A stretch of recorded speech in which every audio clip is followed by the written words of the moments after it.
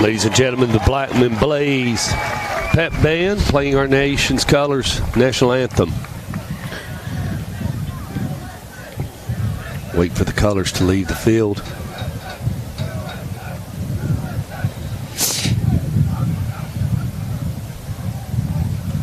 Let's go ahead and start talking, Anthony. This is Kit Hartsfield's first time playing Riverdale, or coaching against Riverdale.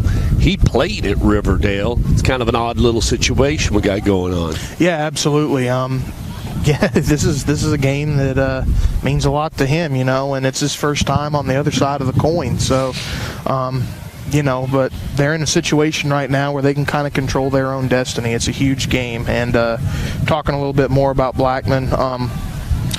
Defensively, we've already talked about both teams having to establish the run, but I think they got to shut down Drew Smith because I believe, honestly, it's kind of a hot take for some of you Riverdale fans listening out there, but I was going to say I believe Drew Smith he's the most dangerous player on that offense. He's get the ball in his hands. He's a fullback back there, basically. The way that he's built, he's kind of like a Maurice Jones-Drew type guy. He's short, stocky. He's not gonna hurt you with speed, but he'll just run straight through arm tackles. So some of these linebackers here, Blackman and that defensive line, they're going to have to read their keys, get penetration, and make sure, most importantly, that you wrap up and you don't let him get any extra yards.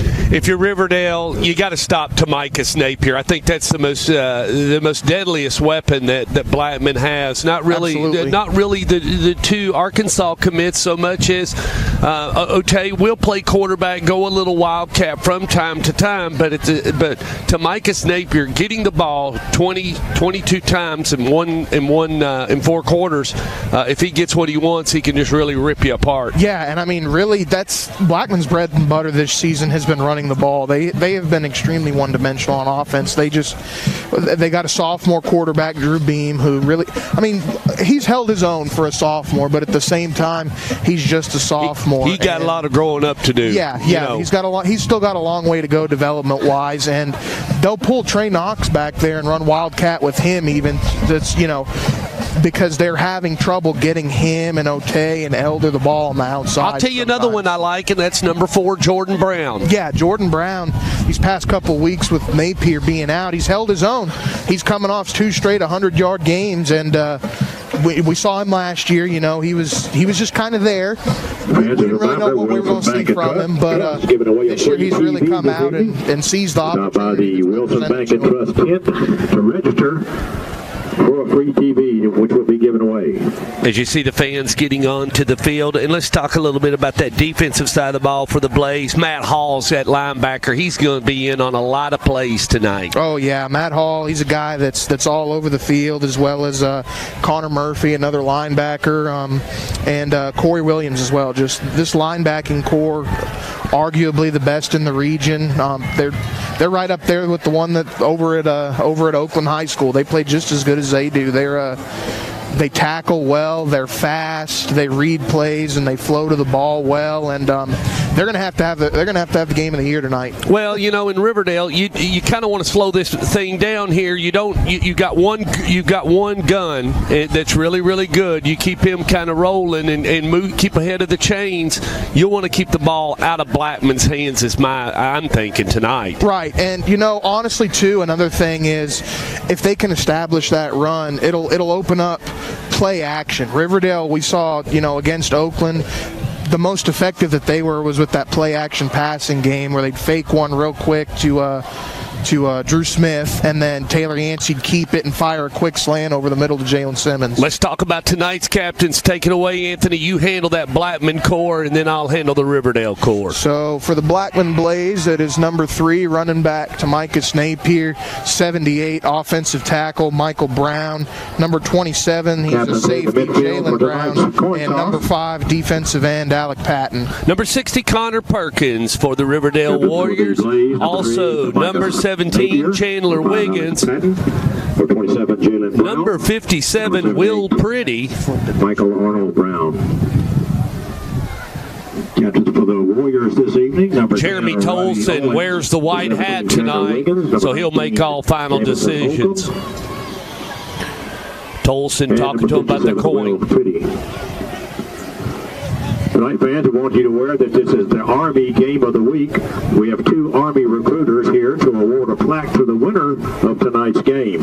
Here we go. I want to thank all the men and women who served in the armed forces and the sacrifices that they make. Thank you, Army, for recognizing this. Blackman's won the toss. The Game of the Week.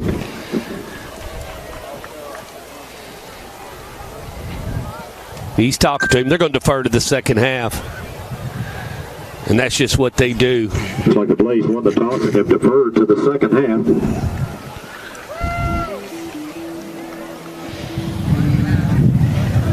Ladies and gentlemen, karaoke girl in the house.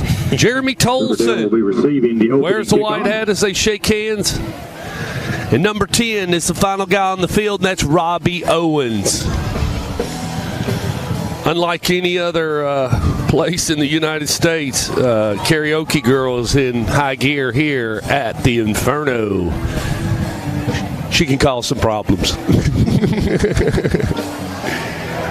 Judy the Beauty runs the camera. Our special guest tonight is Ty Nix. The color analyst is Anthony Fiorella. My name is Stuart Montgomery. I'm going to run the play-by-play. Our sponsor is John Jones Real Estate. It's Friday Night Lights. Game 10. Here come your Blackman Blaze. Nothing like it, kids. Talked to a guy earlier this week. He said his best memories were playing high school football. Still has all those friendships. And Ty was talking about the blue-collar aspect. He thinks that's the reason why it's so popular here in Rutherford County. Talk a little bit about that. It is. You don't have the biggest or the baddest or the tallest or the fastest around here all the time. I mean, that's how it was probably a few years ago, and you had 3 or 4 back-to-back classes that had top-ranked athletes. But traditionally known here in the borough, you don't have that many big-time guys. You're more known for the hard-working guys, the blue-collar guys that more so undersized that might go to FCS level or lower D1 football. I mean, they all know how to work. That's one thing that they have collectively here in Murfreesboro. And that's something you can't teach either. Definitely not. And I mean, it's always been passed down, the foundations at each school. I mean, they've had a bunch of guys that come through there that probably in their minds should have went on to play major college football, but they've all collectively just know how to work. That's the bottom line. They're blue-collar athletes. You look at them and you're just like, there's a lot of great high school football players that have been around here throughout the days. And, just kind of like you said, there's not you look at them and they may not be 3 or 4 or 5-star athletes, but there's a lot of guys around here that you can remember their names just because of how hard they worked on Friday nights. Exactly. And throughout the summer and stuff. Jackson Satterfield ready to kick for the Blaze. Kicking into the wind. Here we go.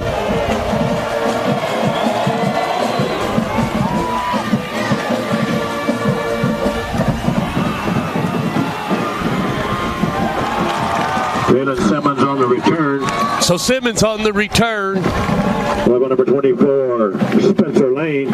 Didn't get it out there real well. 1st and 10 from right around the 11-yard line. Riverdale going to have to go 92 yards to find the end zone here on this. Well, it's going to be 88 yards. Line. Not a math major. You'll have to have to bear with me on that. Yancey Taylor is the quarterback for the Riverdale Warriors. Taylor Yancey, number 5. I'll get it right. Goodness me, was nervous. Taylor Yancey, the quarterback. Handoff, right side to number 36. Drew Smith. And Smith with a really good run. Ty kind of looked like they had a little bit of a jumbo set out there on that one. Yeah, they did. They lost the edge on that side of the field on the defense, and then he finished off with a bruising run at the end. He finished the run, which is pretty good. Nice run for Drew Smith, number 36. He gets out of bounds. Chain gang moves. Boxman resets as they set the ball just at the 25-yard line. Fresh set of 4 given to Taylor Yancey. It'll be important to pay attention to number 13 down there playing outside linebacker. It's a big-time game for him playing defense. He's never played on defense in a game like this. I would go back with number 36, Drew Smith, Yancey. And that's what they do. They're going to blow it up is what they're going to do. Yeah, and right there, that was Trey Knox. They creep some linebackers up on the edges, and they bring pressure off the edges that time, and it worked out well for him. Number 9, Connor Murphy in there also brings up second down. Clock continues to work, and we're just getting underway here at the Inferno. Taylor Yancey with Drew Smith just to his right. Looking to throw it, aren't we? Yancey keeps it himself and goes right up the middle and picks up about 7 yards and helps get it a little closer for the third down play. Now, Ty, do you think that was more of a design draw, or was that a read option right there? That was a design play. That was more of a design run for him. I mean, he had his pulling guards right there coming to kick out and lead around through the hole. So, yeah. Ball on the 31, 3rd and 6 now for Taylor Yancey as he's getting the play from the sidelines. The man that wears the white hat, that's Jeremy Tolson. Will work out of a shotgun.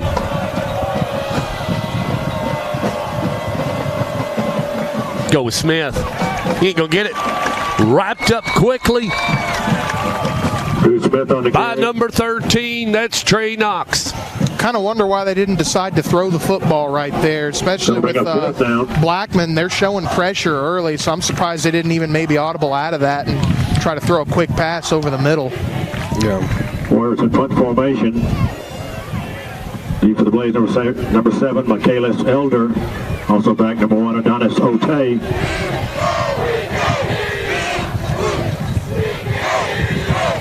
Free down in that, or they got the first down, but still needed that one.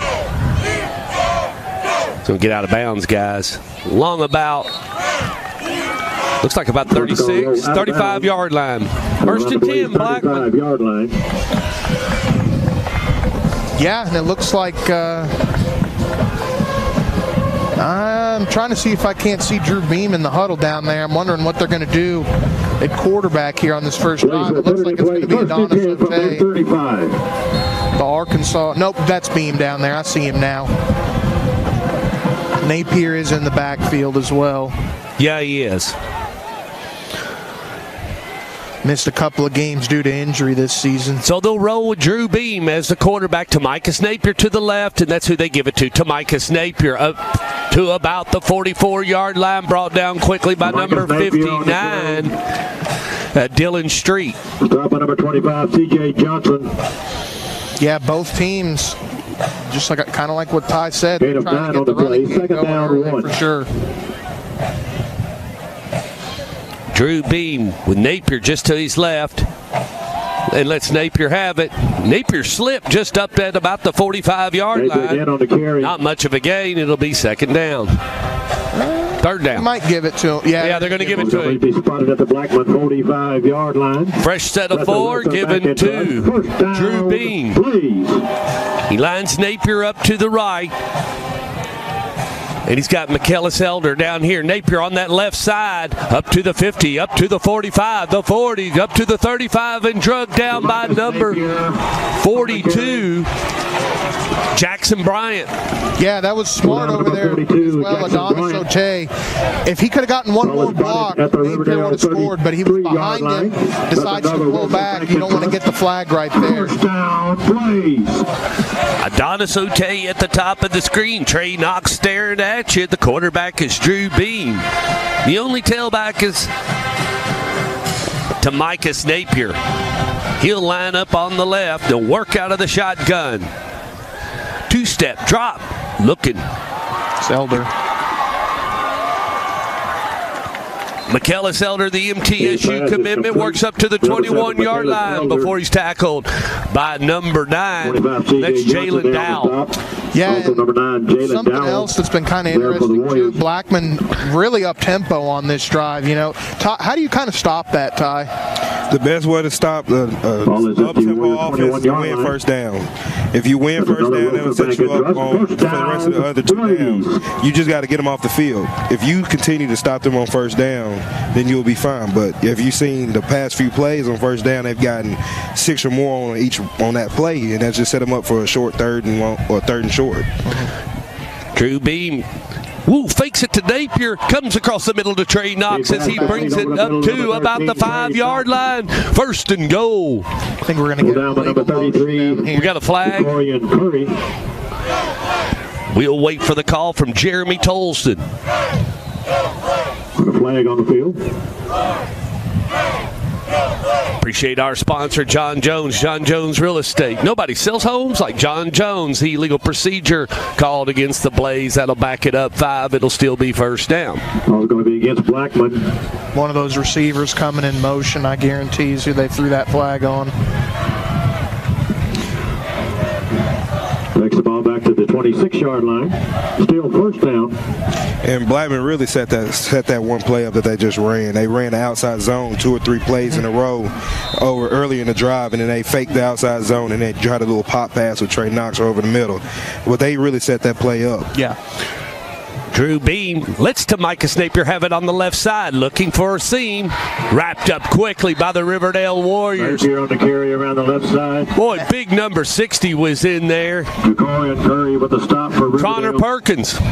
Yeah, and that's huge right there. They get the penalty and then force them backwards on first down. Blackman's going to have to put the ball in the air now if they want to try to get in scoring position. 2nd and 16 now for Drew Beam and the Blackman Blaze. Tamika Napier is the only tailback. We've got Trey Knox at the top of the screen. Down here at the bottom is Elder along with Otay. He's got the weapons. Here we go. 2-step drop looking. He's got Otay and Elder over here. It's Elder. Touchdown. Elder. Touchdown. Blaze. On the defense was Connor Murphy, but Elder caught it. Yeah, and that ball kind of came out a little bit wobbly, came out of his hand a little weird, but defensive back just didn't get his head around quick enough, I don't think. And if he had, I think he'd have had a shot to break that thing up, but it was also a good job by Elder of adjusting to that ball in the air. Jackson Satterfield on to kick the PAT.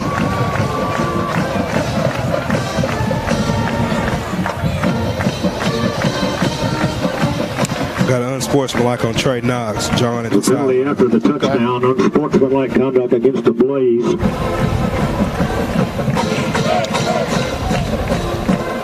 Now they will assess that on the kickoff or the extra point.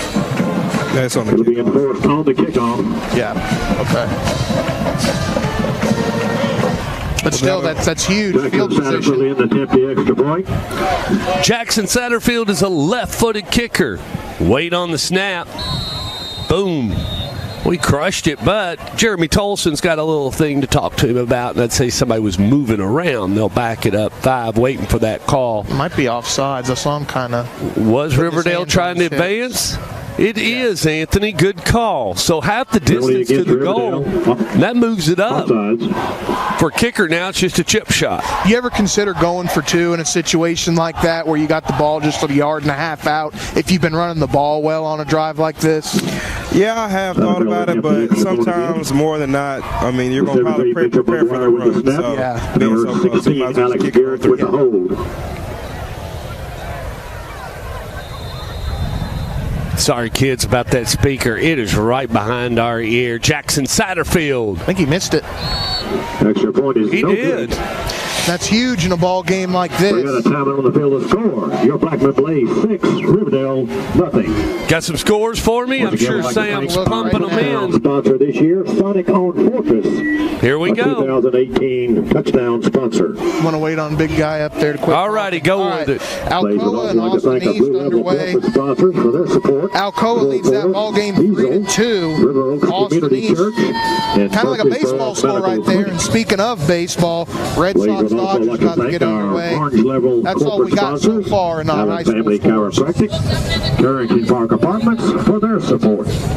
And Ty, if you're Coach Will Kreisky over there, what are you telling your defense as they come back to the sideline? I mean, you're going to have to stop the run. I mean, they had a really good job of running the ball, so you got to just prepare to set the edges. That's what they've done a lot of.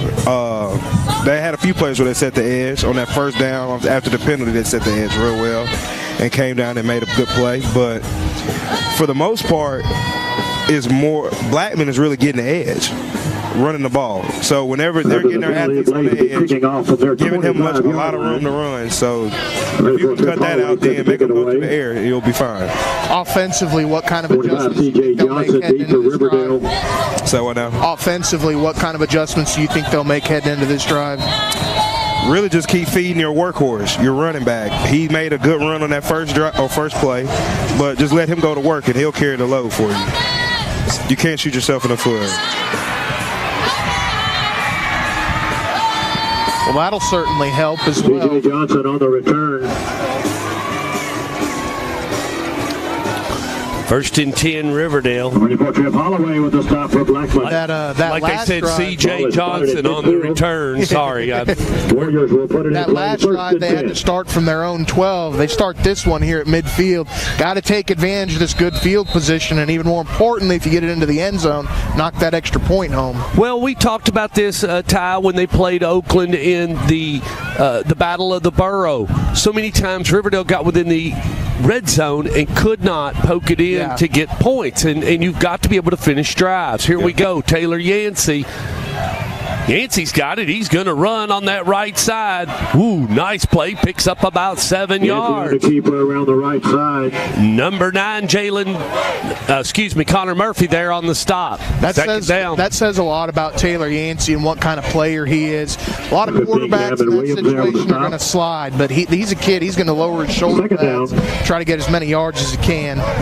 Ball marked at the 44. 2nd and 4 now for Taylor Yancey. A 6:37 left to go here in the first quarter. Out of a shotgun.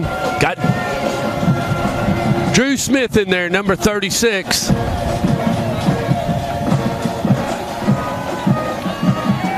Look at Taylor Yancey. Got him on the wheel route. Completes it to number 36, Drew Smith. Drive's looking good so far. Complete to number 36, Drew Smith. Blackman kind of with their backs against the wall to start the drive. Going to be spotted.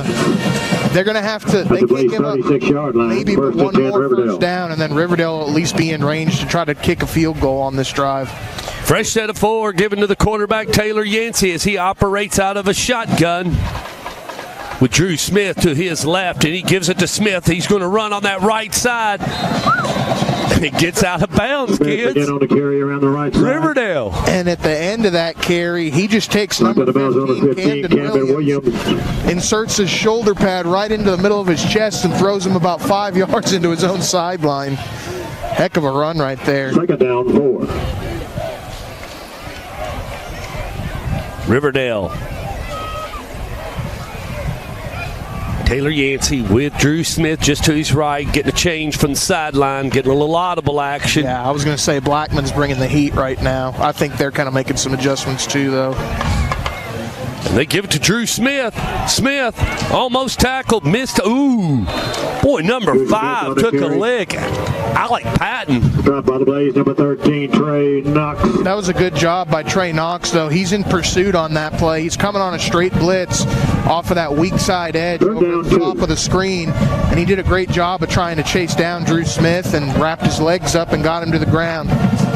Ty, what kind of play you calling right here, 3rd and 2? Do you give it to Drew Smith? Do you go play action? What are you thinking? I'll say this is 2-down territory. Yeah. Unless they load the box, I'll take my run option right here. I'll run it to the wide side of the field. Yeah. And that's what they do. No, tried to go up the middle. Yancey pulled it from the belly of Drew Smith. He's going to be short a little bit. That time, I think it was a read option, wasn't it? It was. It kind of looked like it. He just made the wrong read right there. Now, for a quarterback on that read option, the guy that you're reading is that, I guess, what would be the strong side defensive end, and you're trying to see whether or not he's squeezing or not, right? For sure. Okay. Taylor Yancey with Drew Smith to his right. They're going play action. He tosses it up to... Oh, he had it. And they turn the ball over on downs. Drew Smith backpedaling, turned, and he had it, Ty Nix. He did. That was a good little play call that they had. That was. Of course, you're going to expect runs. Blaze will take over on and they do a down. little sprint out screen and a throwback. I mean, he was wide open. If he didn't have to try to throw that ball off his back foot, fading backwards, I think they probably would have scored. Ball is spotted at the Blackman 26-yard line. First and 10, Blaze. Like how y'all said earlier, they crossed the field, or crossed into Blackman territory. You just couldn't finish the drive right there. Got to finish. Ball on the 27, Drew Beam. First and 10. It's Jordan Brown. It's a hard hit right there. Yeah. Jordan Brown on the carry on the left side. Stopped by a whole host of Warriors. I think Stopped by number 60, Connor Perkins. That's who it was. Second down, let's go 2nd and 9. He came down and laid the wood on that one. Yeah, and this Riverdale defensive line, too, boy, they have got some size for a high school defensive One on the play, second down, 9. Big number 79, Warren Gibbs. That guy looks like he's every bit of 320 pounds. The sophomore defense. You can take him on, Anthony. Suit up. Oh, heck no. Drew Beam from a shotgun. And he gives it to Micah Napier, who stumbled. He's going down on that left side, picks up about 5-6 yards. It's going to be 3rd and short. On the carry. Tackle made by number 42. Stopped by number 1, DJ Boyers. Their main George play. Oh, go ahead. George Sakalis. Go ahead. Ty, they go around the edge again right there. Do you think you do the same thing here on 3rd and short, or you try to go up the gut? 3rd down, 1. Do what you've been doing, getting you down the field. Yeah. Outside zone is what they're living and dying by. So Give it to Tamicus Napier up the middle. Boy, he just runs so hard. Up to the 41. Fresh set of 4 given to Drew Bean. It's a chain gang move in the box man reset. And the way things are looking, if Riverdale can't set an edge on this drive, this is going to be one of those ones going to be spotted at the Blaze. Defense really just 41-yard line. Because Blackman will go and 3 yards, 4 yards, 5 yards, and it just takes forever to get down the field and get off the field. Napier just to the right of Drew Beam. 2-step drop. He's looking downfield, looking to take a shot. Double move. Yeah, that's stop and go. Adonis Otey up to the 15. Brought down by number 12, Noah Herring. But the Arkansas commitment pulls it in. That was good job of recognition by Beam, knowing that, okay, they don't have the safety on that side, so he's not going to have any help over the top. So if you get that pump fake easy enough like he just did, Herring bid on it, hook, line, and sinker, and Otey did the rest. That's a Wilson Bank and Trust first down, Blaze. So the Blaze moves the ball into the red zone. Fresh set of 4 given to Drew Bean as he's looking to score, as he lets Tamicus Napier have it up the middle, and he's quickly stopped and met by the front line of the Riverdale Warriors. Number 42 was in there on the stop, and that's Jackson Bryant. Gaston Haney on the stop for the Warriors. Yeah, and down here at the 15, you know, if you're Riverdale, if you can bend but not break on this drive, I still think that would be a huge win for you, because you don't want to go down 2 touchdowns heading into the second quarter. No, because the Rabbits going to get to going real quick in that case. Fake it to Tamicus Napier. Ooh, they were looking for Elder. Yeah, and Jalen Dowdell goes incomplete. He read that play pretty well. He saw they were trying to go with the quick slant, and now with it being 3rd and long, I think you go zone coverage with your defensive backs this close to the end zone, and with it being so far to get the first down. Yeah, I would go with more so of a bracket coverage down here. Play at the stakes and just keep everything in front of you. 9 could have made a play on that play right here. Yeah. Could have made the play. Yeah. You've got to make plays in a game like this as well. Every little turnover means a bunch. We switched quarterbacks. Got Trey Knox in, kids, and a shotgun. They're going to run the ball. And that's what they do. Straight up the middle with Knox. They'll just settle for points. I think they're thinking, well, they may be thinking 4 downs. I don't know if they can kick from here with Jackson Satterfield. They may have been trying to set up something shorter. Tackle made by Jacorian Curry. They're going to go for it. Going to bring up 4th down. Riverdale needs to hold them right here, kids. Just what you said a while ago. If they can hold them here, get the ball back, and then burn a lot of time, you can get right back in this thing. And you're not out of it. I'm just saying, even up the score. That's something Blackman's missing right now. They've always had pretty good kickers come out of here, guys that would. Oh yeah, say they could hit this easily from here. Burks. They're gonna try to draw him off sides first. Yeah.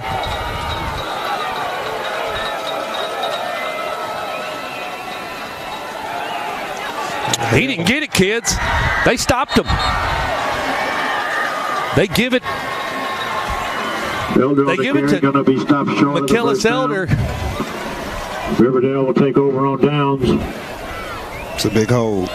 Yeah, and I can see what they're trying to do. They're trying to catch him napping, I guess, because of how quick that play can try to develop. But Riverdale was just going to be spotted at the Warriors' 12-yard line. Your Riverdale. What do you want to do? Go back to what you were doing, Ty? Stick with Drew Smith? Just try to get you some first downs, stay ahead of the chains? Yeah, for sure. And then just get you a couple first downs and try to flip the field a little bit. I mean, you're deep in your own territory, so the best thing for you to do is move the chains, get some first downs. And Taylor Yancey.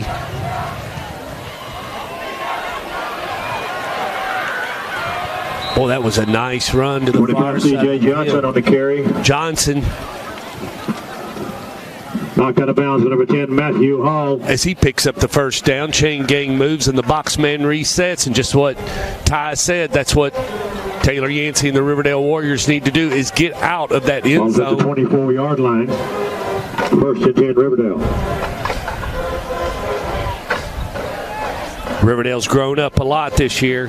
They were a young football club.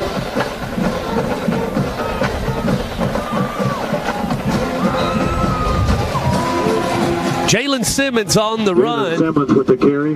Number 3. Rolled down by the Blaze. Number 8, Dijon Gibson. I like number 27, Jalen Brown. Either way, it's second down. Gain of 2, second down, 8. And a big second down right here, too. You got to get some positive yardage to really set yourself up to where you could either run the ball or throw it on a third and short. You're not as predictable that way.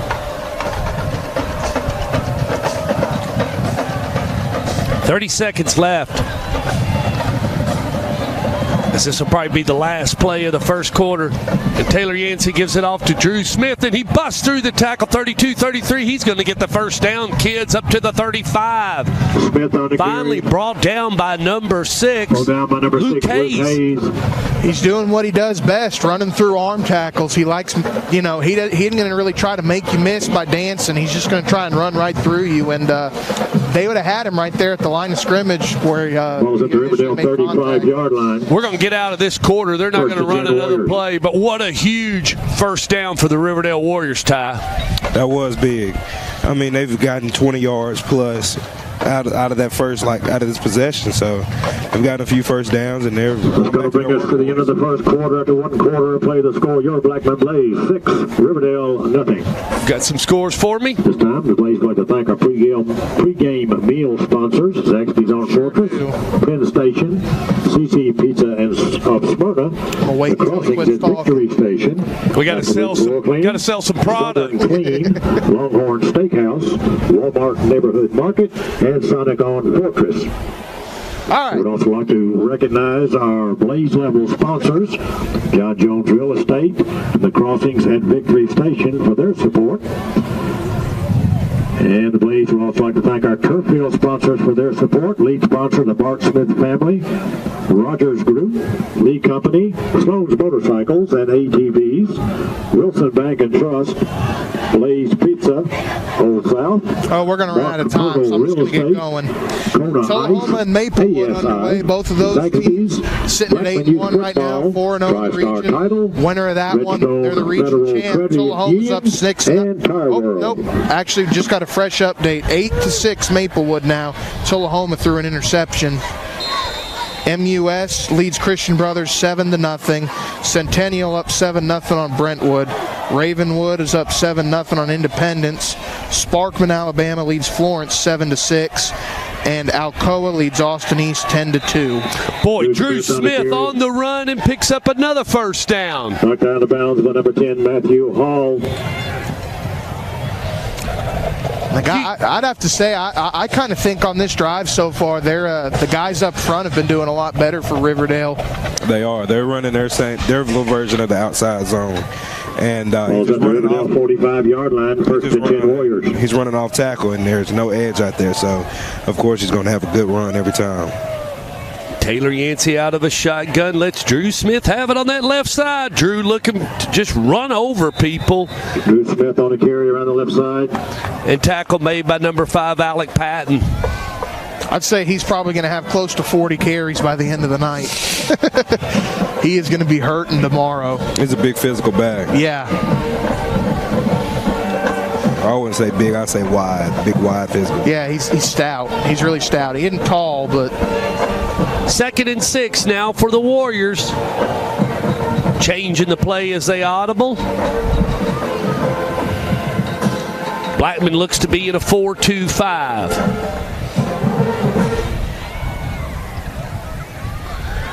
Fakes the handoff, comes this, almost intercepted. But he completes it to who? Number 6, Dylan Meyer. That was a good throw right there by Taylor Yancey. He had to really thread the needle to get it past that guy right there, and he fit it into that little tight window. And chains yet again. 1st and 10 Riverdale. Yeah, if that ball's not thrown right where he threw it, it's either picked off or it's going to be incomplete. I mean, he threw that under duress and made a good throw. Yeah. Ball on the 44. Taylor Yancey out of a shotgun with his workhorse just to his right. And they give it back to Drew Smith. Drew's going to be in a lot of trouble here. He's wrapped up quickly by Trey Knox, number 13, the Arkansas commit. Jordan Brown there for the Blaze for the stop. Also number 13, Trey Knox. That could almost be a drive killer of a play right there. They lost about 7 yards on that carry. You know, at some point when you see that many guys out there, you just got to kind of stick your foot in the ground and turn north. Yeah. You may lose yardage, but not 7. It'd be about 3 instead. And they've just got Trey Knox at this little hybrid outside linebacker position. They just let him run around and make plays. He's kind of playing a Von Miller type role right now. He's going to do the same thing every time he comes onto the field. Taylor Yancey up the middle. Look at this, kids. Up to the 35, the 30 to 25, the 20. Shifts. He's still on his feet. Up to the 12-yard line. What a run. Finally brought down by number 10, Matt Hall.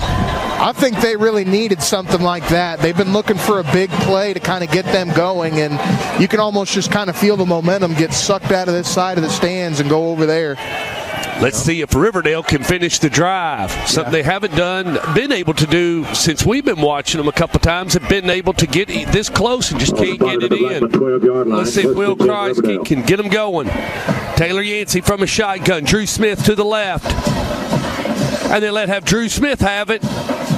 Kids, he's going to pick up a couple of yards. The ball came out. They're going to say he's down. He fumbled. The Blackman recovered by the Blaze. I don't see exactly how it came out. He kind of ran into a pile, but I guarantee you it's just somebody punching at the ball when they're going for the tackle, and it was that's good awareness right there by Alec Patton to fall on that ball. And again, Riverdale gets close. They don't finish. They throw the defense back out on the field, Ty. They've been working hard. Ball's going to be spotted at the Blaze 10-yard line. 1st and 10 Blaze. It's big time for Blackman's defense coming up with a stop in the red zone like that. Especially after such a big play they gave up on literally the play right before. Yep. Danger Will Robinson got Adonis Otey in there at a quarterback. And who they hand off to Micah Napier up the middle. Whoa. Boy, what a nice run up to about the 17-yard line. He's trying to say, hey, Drew Smith is the only power back out here, even though Napier obviously a quite different physique. But Elijah Herring with a stop for Riverdale. It just shows you when you get ahead of steam, anybody can do something like that. Boy, what a powerful 7-yard run as he lines up next to Adonis Otey, the Arkansas commitment. Out of a shotgun, and Adonis Otey will keep it to the 20, up to the 25. He stays on his feet just about the 27-yard line. On the keeper around the left side. Got a good drop by number 33, Jacorian Curry. Curry there on the stop, taking away Anthony. He got a good block right there from his left tackle, Michael Brown, blocking down on that defensive end. 27-yard line. That's a Wilson Bank and down block is either the first guy inside of you or straight up over top of you, and he just went straight down and crushed crushed him and set up Otay to come around the edge. A little different set. Adonis Otay lets Tamikis Napier have it. Napier up to about the 34. And brought down by number 62, Gaston Haney. 62, Gaston Haney with the stop for Riverdale. And now it brings up second down. So second and a long 4 is what I like. And the ball rides just almost on the 34-yard line, right at the 33.5. Adonis Otay from a shotgun takes it on the right side himself in a little wildcat, picks up the first down and up to the 42. He's tackled by number 15, Darian Martin. Corey and Curry with the stop for Riverdale. And that's got to be, honestly, thinking about it, it's got to be so hard for Riverdale to game plan with all the different kinds of sets that they'll come at you with out of the backfield. You'll have Drew Beeman at quarterback. You could have Adonis Otay in at quarterback, Trey Knox in at quarterback, Napier at running back, or Jordan Brown at running back. That's a lot of different combinations you can get thrown at you, so you got to really watch film. Going to take a shot right here. Got Adonis Otay in a shotgun. Got Trey Knox down here by us. He tells him to come on. False start. Somebody on the offensive line. Flag gets started. False start against Blackman. It's going to back it up 5. Still repeat that first down. Riverdale got to take advantage of that. Still first down. Hey, kids, look, it's 7:40 left to go in the second quarter. If Riverdale can hold them right here and get it in, we may go in. You talked about that extra point. That thing could come into play. So it's hard to say, but in games like this, nobody's perfect, but you almost got to be perfect in the special teams aspect of it. I look for them to take a shot right here. They're going to try to get Trey Knox, going to try to throw it up to him.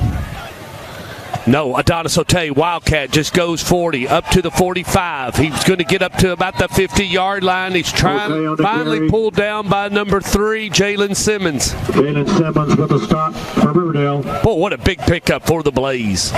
Yeah, and they've gone up the gut a little bit more on this drive, Ty. What kind of other things have you seen a little bit differently? Second down, 2. They just traded D-line. They just subbed their D-line. Well, of course, you're going to take a little bit of more of a chance up the middle whenever you don't have their beefy package up there. Yeah. Adonis Otay, you're looking for Elder, and that just it wasn't there.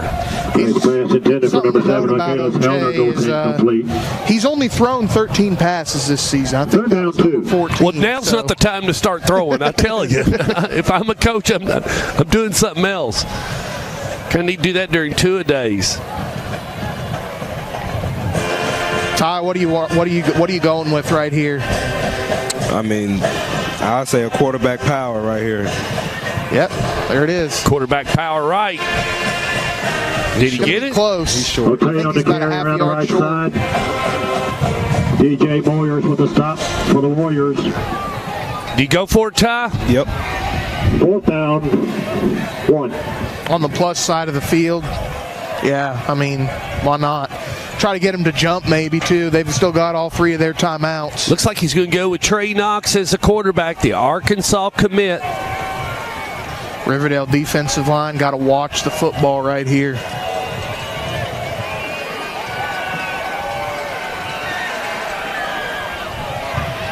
He got it. Trey Knox on the keeper. Looks like a good spot. Yeah, might have been a little bit of a Blackman spot right there. I thought he was another maybe half a yard behind that.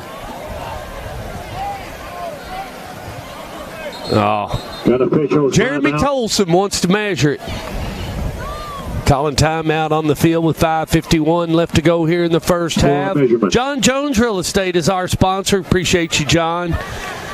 Nobody sells homes like John Jones. He got that one. He's got this. By a foot. Yeah. All right, here we go. That was almost far enough. I'm surprised they even wanted to measure it. Going to be spotted at the Riverdale 48-yard line. That's a Wilson Bank and Trust. First down, please.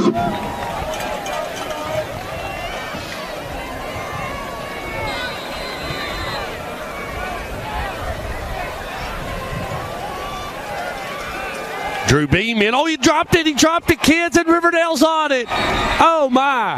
The fumble on the play going to be recovered. Warriors recover it. That's what the weather will do sometimes. You know, he's cocking back, getting ready to throw that football. My goodness. When he's transferring out of both hands and just going to the one, it just plopped out.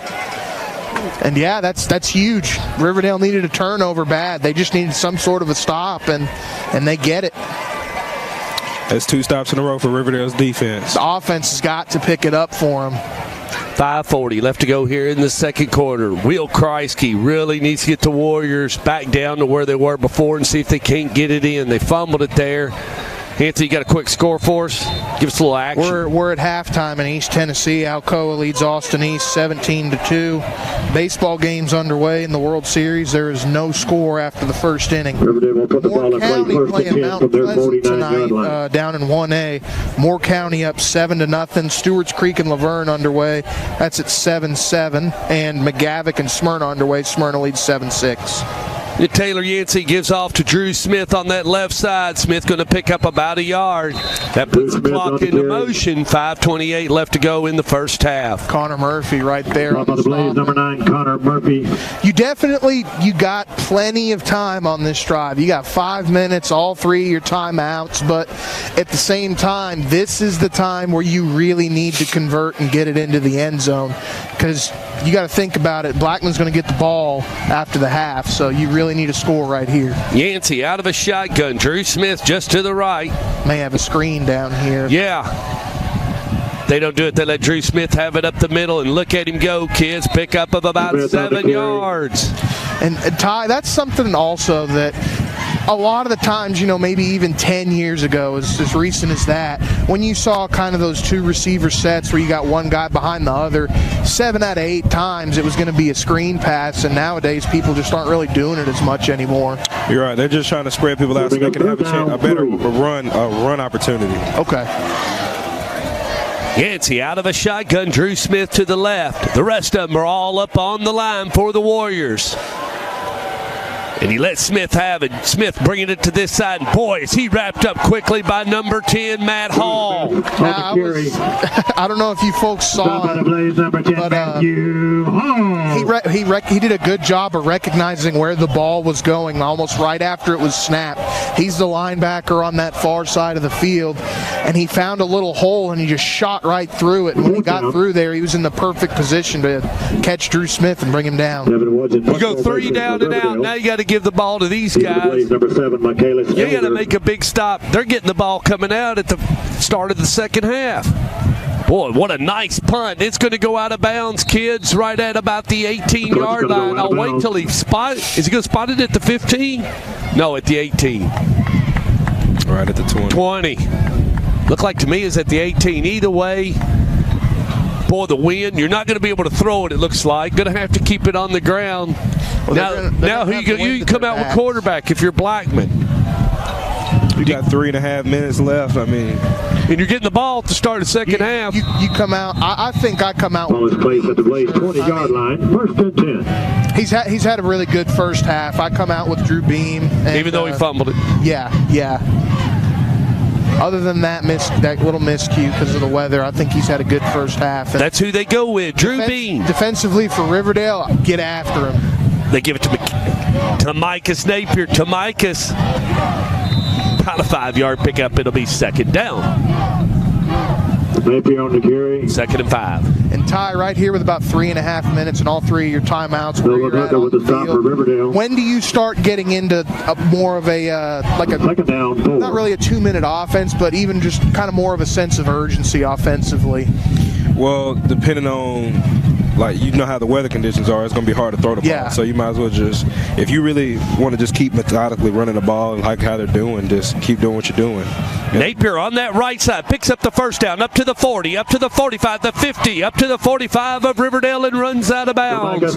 Chased out of bounds by number 12, Noah Herring. Well, that certainly helps right there. And out of bounds on number 12, Noah Herring. Where did it kind of look like there was a little bit of a defensive breakdown anywhere right there on that one, or just a good run? That was just a good run. Well, the DB didn't come down and fit the hole right. The Riverdale 45-yard line. So that's a Wilson Bank and Trust first down, Blaze. You got 3 minutes, well, 2:52. Let's call it 3 minutes. Blackman's going to look to try to score from the 45. They stick with Bean. Two-step drop, looking to take a shot, kids. He lets it go. Adonis Otey, Arkansas commitment. Touchdown, Blaze. Touchdown, Adonis Otey. Honestly, I'm kind of surprised they didn't throw the flag right there. I thought he got away with a little bit of a push right there. I did too. On number 9, Jalen Dowdell. I don't know. I mean, I guess the refs are just going to let him play. At the same time, I kind of like that too, because I think it gets a little bit ridiculous with as often as referees like to throw these pass interference calls nowadays. What's funny is how he called that play. I watched him before the snap. He's Brady Jackson's out of field in to attempt the extra point. He called how he wanted the ball, and kick is good. The coach got no trust in him. We got a timeout on the field. The score now. Your Blackman Blaze 13, Riverdale nothing. You got 2:43, guys. You're Riverdale. You run your 2-minute drill and try to get some points on the board. Surely you do. You got to. I mean, you can't just sit around. You got to attack. Yeah, definitely. At the same time, on the same coin though, you still do have all 3 of your timeouts. So don't completely abandon the running game. Come out and still run the football to try to set up a better situation for when you do have to throw it. But you definitely, it's crunch time. You got to get yourself some points, because you're not going to get the ball coming out of halftime. And, their defense has been on the field quite a bit here in this first half, and they've really. They are $1. I don't think their defense has really played too awfully either. Do you? No, not at all. But the main thing with Riverdale right now, they can't panic. They can't go to throwing the ball, because if you go 3 and out here, Blackman's going to get the ball with probably a little bit over a minute and a half left, and no one's seeing how they can throw the ball. I mean, they've just had chunk plays, but they can still move the ball. And they still have all 3 of their timeouts as well. So always have to kick away for the Blaze. Appreciate everybody joining us on Storm Vision. All you Facebookers out there. We got 2 streams going. We got one going from Twitter and one going on Facebook. From the 5 to the 10 to the 15 up to about the 20. Woo, wrapped up quickly, kids. Johnson on the return. Pull down by the Blaze. Number 2, Corey Williams. And the kickoff team for Blackman has done a pretty good job tonight. Riverdale, that's only the second time they've been able to return a ball other than the one on the penalty. They had a little bit of a breakdown on that one.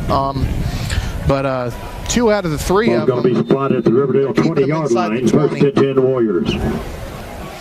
You got to go 80 yards, kids. Here we go. Taylor Yancey from the shotgun. You got big Drew Smith to his right. He's worked hard all night. And they give it to Drew Smith. Boy, he's really going to have to get going. Wow. Not much of a gain. It's going to be 2nd and 10, kids. Did he get out of bounds right there? I think he did. Clock's still rolling. It is. I guess they said he didn't. And depending on what happens on this play right here, on the play. Second down, where 10. You're at on the field, if this play goes for negative yardage or they maybe get back to the line of scrimmage, I think they probably run it again on 3rd down and then try to punt. Yeah, you definitely don't want to give Blackman good field position. Taylor Yancey rolling to this side, lets it go. Another good throw right there by Taylor Yancey. He's been really accurate tonight. Pass intended for number 25, C.J. Johnson goes 25, C.J. Johnson. You just got to catch that ball. Boy, now it's 3rd down. You really need a first to keep this drive going. Are you aggressive right here, Ty, or do you run the ball and then punt it away? Run the ball and punt it away. I think so, too. Let's see what Kreisky does. I think Ty's right. You don't want to put your punter in a bad situation. Yancey looks back toward the end zone.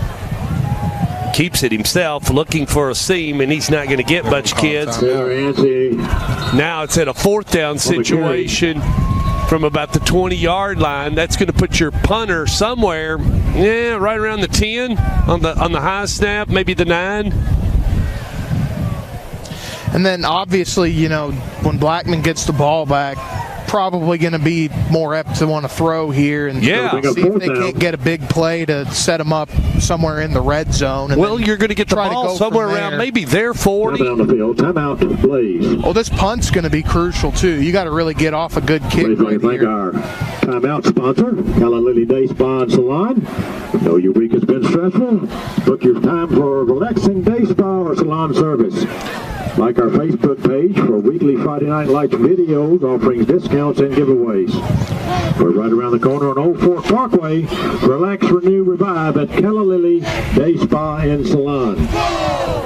Ty, I'd also like to thank our Orange Level corporate sponsors. You spread it out. You're going, 4 wide receivers and maybe a running back, and then, or do you want to try to keep a tight end in there and then maybe 2 running backs, try to run the ball? What are you doing right here? I'd keep doing what I've been doing. I mean, I would just a little bit more tempo. That's all. Yeah. And then I guess that'll force Riverdale defensively if they continue to do that. You got to keep your front 7 on the field, and then if you go up tempo, it'll make it harder for them to get some extra defensive backs out there. Mm-hmm. From the 9, no rush. He gets it away,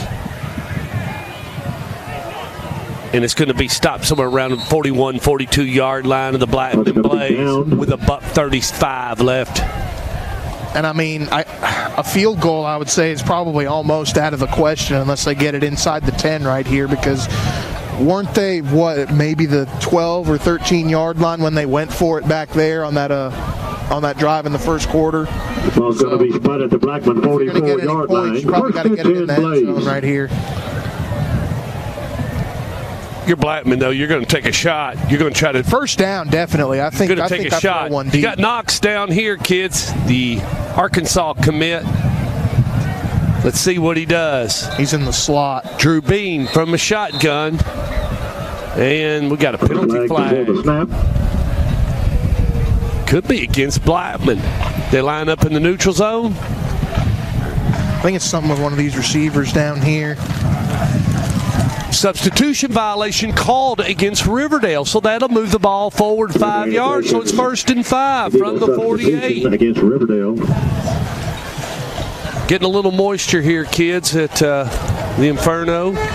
Thank you, Judy the Beauty. Passing us a little plastic so we can try to cover up. Drew Bean from a shotgun. Here we go. We're going to stay with you. They give it off to Napier.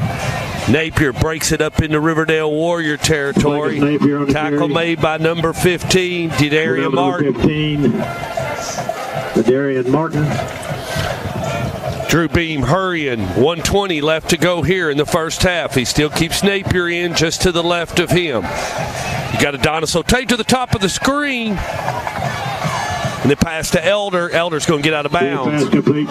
Not before he picks up a first down. And they move the ball up to about the 40-yard line. Take it away, Anthony. That's important right there, too, if you're Elder getting out of bounds, because you don't have to burn a timeout and it'll stop the clock. Spotted at the Riverdale 40-yard line.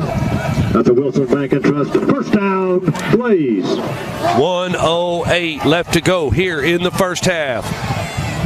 Blackman looking set. That's going to cost him 5, Ty. Yep. $1.06 left. And a flag on the field. So it's going to be 1st and 15 as soon as they step this off. And got Trey Knox over here with us.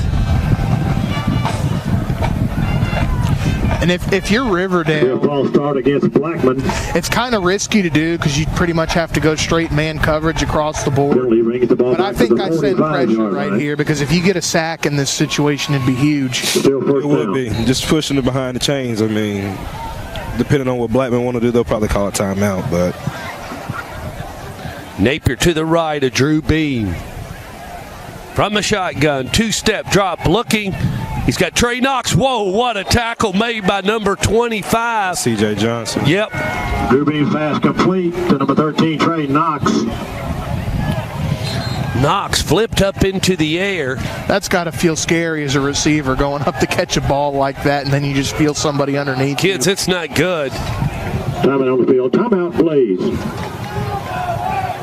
Wow. This time, Blackman Blaze would like to thank our turf field sponsors for their support. The lead sponsor, the Bart Smith family, Rogers Group, Lee Company, Sloan's Motorcycles and ATVs, Wilson Bank and Trust, Blaze Pizza, Old South, Mock Turtle Real Estate, Kona Ice, ASI, Zaxby's, Blackman Youth Football, TriStar Title, Redstone Federal Credit Union, and Tire World.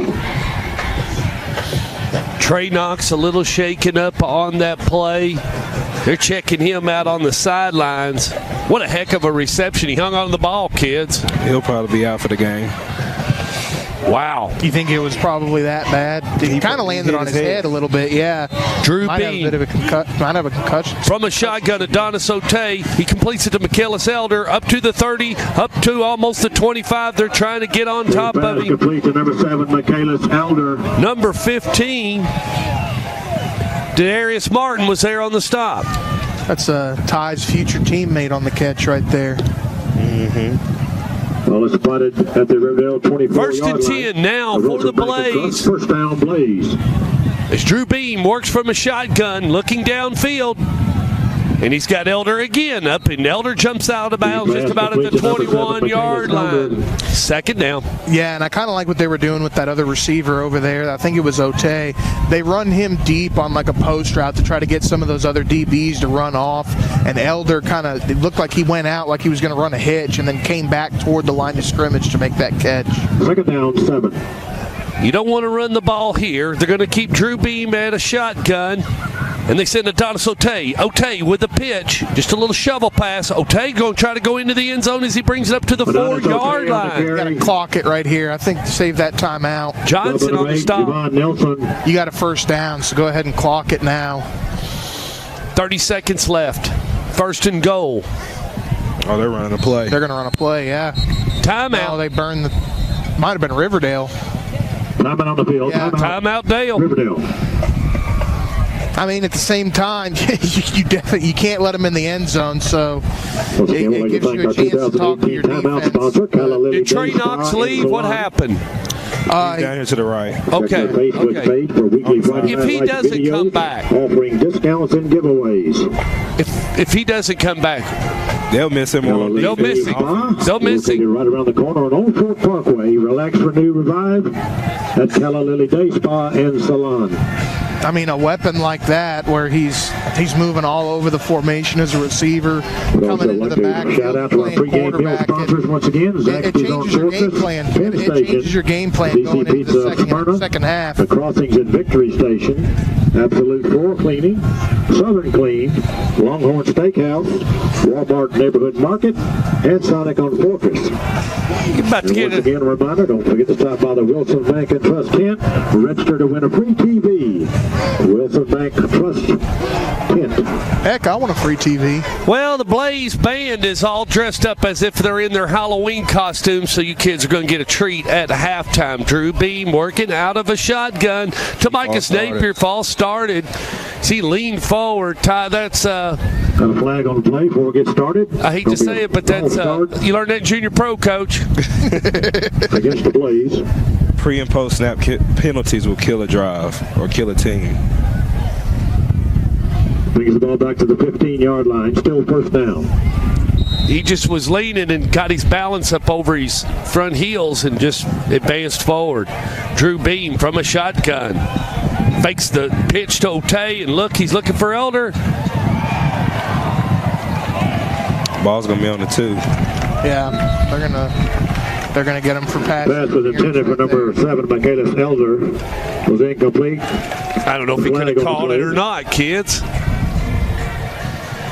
I still think, I mean, he had the ball. Like he almost came down with that ball. That was a pretty good throw right there by Drew Beam. Going to be pass interference against the Warriors. As quick as some of those safeties recognized that they got over there quick, so he had to put that ball to where only his guy could get it over that back shoulder on the fade. You shift Otay now in at a quarterback. You're on the 2, Ty.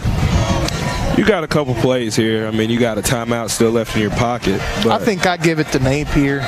You go right up the middle. Let's see. They're going to call timeout. They're going to talk about it, what they want to do. Is it Riverdale that called it or Blackman? Looks like it was Kid Hartsfield. Timeout on the field. I don't know. I didn't see Jeremy Tolson. Hey, give us some scores. You got something for me, Anthony? Yeah. Appreciate everybody joining us on Stork Vision. John Jones, we love you out there. You're our sponsor. Give me a little something. Ravenwood is shutting out Independence in the second quarter by a score of 20-0. It's a big game. Smyrna out. They're playing in Nashville against McGavick. They lead McGavick 14-6. Memphis University and Christian Brothers. That's a big-time rivalry game. MUS. It's 10-7 MUS right now in that one. Stewart's Creek leads Laverne 14-7. And college football, Boston College leading Miami 17-14 at halftime. Wow. That's big. Yeah. Well, that's big for Virginia Tech. See if they, yeah. Well, that in the Coastal Division, yeah. So, Drew Beam from a shotgun with Tamicus Napier to his left. Look at the pass, kids. Well, it was almost intercepted. You got to catch that ball. That is a huge spot. Man, could have been a huge defensive stop. Number 21, Zaylen McKinney. They've dropped two inside the 5-yard line. They could have had a pick down here earlier that Blackman ended up scoring on that drive. So if Blackman scores here, that's huge. Ty, why not run it there on that play? Why'd you go for a pass? I mean, I guess you got the time, so you use all your downs. With the pass, if it's an incomplete pass, you still got the clock. Right. Now, I mean, you go strictly to the end zone right here, like in a passing situation. But they'll probably keep it on the ground now. Oh, reverse to Tamicus Napier to Elder, bringing it to this right side, and Riverdale's converging. Keep them in bounds. Yeah. They're going to keep They're going to say he stayed in bounds. That's it. Elder on the run around the right side. The clock's going to run out. That's halftime. Blackman arguing. We got a fight. That's big for Riverdale. Yeah, Blackman's arguing, trying to say that why not stop the clock? He went out of bounds. And the rain begins to pour, kids. That's huge. That's huge for Riverdale. Yeah, they needed that big time. So the dropped interception does not come back to bite them. And we got a ball game here going into halftime. It's 13-0 Blackman. And folks, we're going to cover up here and see as long as we can here. Kids, we got 24 minutes of football in front of us. I just can't believe the regular season's already over. It seemed like just yesterday we were down in Moore County calling our first game of the year, and here we are. It's two quarters left, and then the season's over. We're going into the playoffs. Yeah, we've had a really good time so far this year, and the second half of the season's getting ready to happen. As I'd like to thank the Blackman High School administrators. We'll, after tonight, going to find out where everybody goes, and then your trek to get to Cookeville. And some of these teams are going to take a different route. It looks like, as of right now, Tom Krager has said that Oakland will play Rossview, and then Lebanon will more than likely come here if the Blaze hold on. And Lebanon, we saw that last year. Lebanon came out here and they played Oakland in the first round. So, Chuck Taylor's been here before. So, it's something that you definitely want to learn from, and you'll see how much of a fight they put up here this season. But they got a D1 kid, though, over at Lebanon. Remember that. They got a D1 kid at Lebanon. So he's got a horse over there, and we'll be interested in seeing him. Tom Krager did note that earlier. Well, moving on deeper and deeper into the playoffs, another thing too is if you're one of these schools from around here, you're going to meet up with another school from around here. And these past couple of years, it's always shook out to be Blackman and Oakland going against each other. But it takes a toll on you. I think physically, a lot of the reason why some of these schools haven't been able to get over the hump and beat Maryville late in the playoffs is because they beat themselves up going through the first couple of rounds. And it's kind of crappy. I hate seeing that because I feel like, if they were to play Maryville and had a little bit easier of a path, I think they could beat them. Yeah, and I'll say I can't remember what year it was. It might have been the year Oakland went to state. Yeah. That I don't think that they played anybody from the county that year. I don't think. And and then when they got to Maryville, they beat them. So it's a good opportunity, but staying healthy at this time of year is huge too, when we saw Trey Knox get flipped upside down on his head. That could have been really bad, going into the playoffs. That changes their whole outlook and how they got to run that offense and defensively too. He had a heck of a first half defensively coming off the edge. He's made some plays. So, I would venture to say he's definitely, like you were saying, Ty, he's probably not going to come out here in this second half. And if you're Riverdale, you got to take advantage of that. You're right. So Blackman going to get the ball at the start of the second half here as we get ready to get back underway. I do not know where this rain is coming from, but we're still getting a little bit. And, it might be kind of risky here, too, but in a game like this, you pull out all the stops. Riverdale might try and do a little onside. Yeah, a little onside real quick. So if I was Coach Mack down there for Blackman, their special teams coordinator, you get your hands guys up on the front. Not necessarily. I put my guys deep like they are now, but at the same time, you tell those guys on the front line, like, hey, watch it. They may try something just to kind of get some momentum over there on their side. Elders back deep for Blackman. Well, we say MT. Set to kick it away for Riverdale. What we always say at MT is just clear the kick. Make sure the ball's kicked. Deep for the Blaze, number 7, Michaelis Elder. There it goes.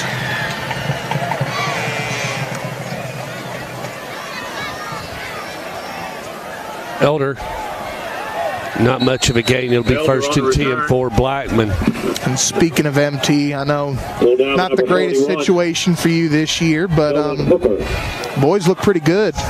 Yeah, we're winning right now. We're winning in conference play, and that's really all that matters. Yeah. I mean, we've had a couple of tough out-of-conference games, and we lost to Vandy and Georgia, but that's the SEC. We've played half of the SEC East, basically. We're going to play Kentucky later in the year, too. So, and I think this game tomorrow, too, ODU only has 2 wins, but I think that they're a lot better of a team than their record says. They beat Va Tech, so. For sure. They play pretty well.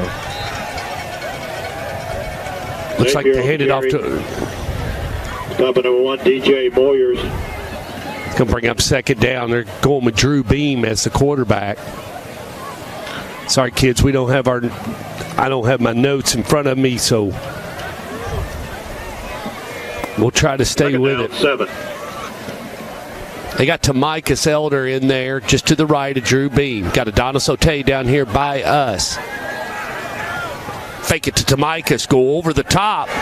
What a play right there by number 25 for Riverdale. Yeah, that's C.J. Johnson again, who's had a pretty good ball game defensively, and he sniffed that one out from the get-go right there. He was in perfect position, and a great tackle right there, too. Trey Knox back into the ball game after that helicopter spin there in the first half, so hopefully he is okay. I'll tell you what's pretty funny is how early before in pregame I was walking by the concession stand, and C.J. Johnson's dad is our team chaplain.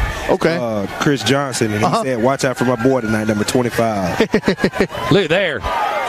Who is it? Trey Knox, the Arkansas commitment, picks up the first down as Drew Beam connects with him just up at about the 40-yard line.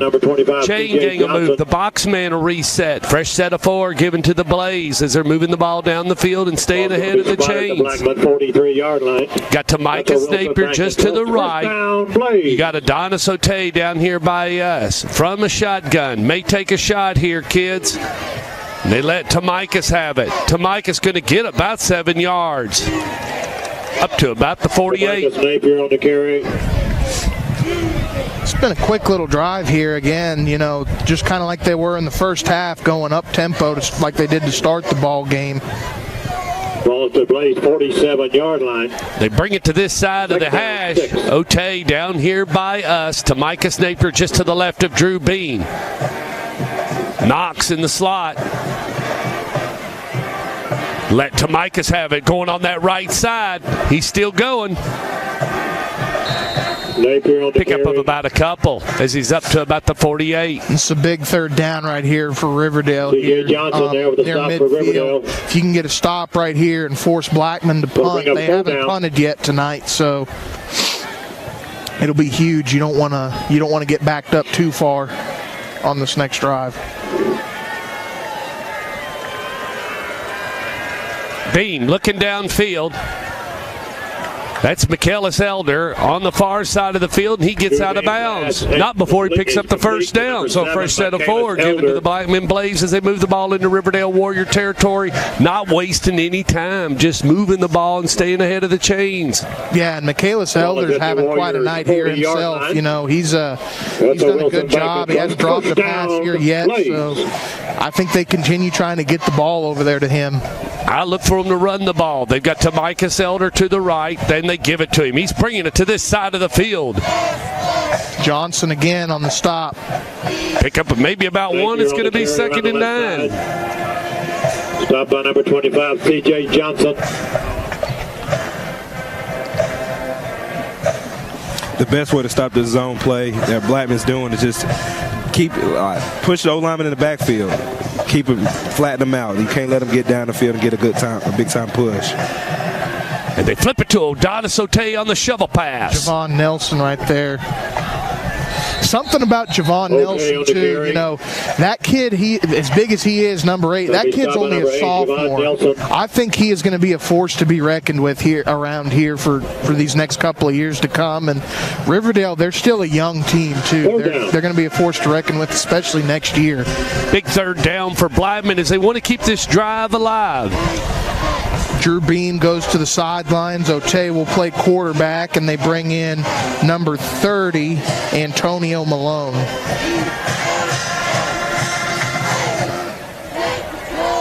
Malone going to work in the slot. Tamicus Napier just to the right. Let's see what they do. Riverdale bringing pressure. Ote up the middle. Man, he gashed him. Up to the 20, the 15, the 10. He's going to the end zone. Touchdown, Ote. Touchdown. The ref slipped on the far side of the field. Okay. Touchdown, Blaze. Ref bit the dust. Ote goes into the end zone. There's a late flag, too. Probably another unsportsmanlike, but maybe it's on the ref for slipping. Wow. That was weird, too, because Ty kind of looked like to me they had 2 guys creeping up to the line of scrimmage in that A gap right where he went. Yeah. Boy, once he got to second level, he just took it right in. Did he give him the touchdown? What's the call here? Unsportsmanlike against Blackman again. The flag after the touchdown. But like I was saying, it's coming out on this first drive for Blackman to score, really take the wind out of the sails of Riverdale. It's a big-time score right there and a good run on third down and long for Adonis Ote. Would you go for 2 here and try to get your point back, or just stick with it and go with a 1 and make it 20? Stick with it and go with 1. I mean, go for the extra point. Your defense is playing good right now, so it really ain't no big threat. Satterfield on to kick. Rain is kind of let up, but we're still getting a little bit of it.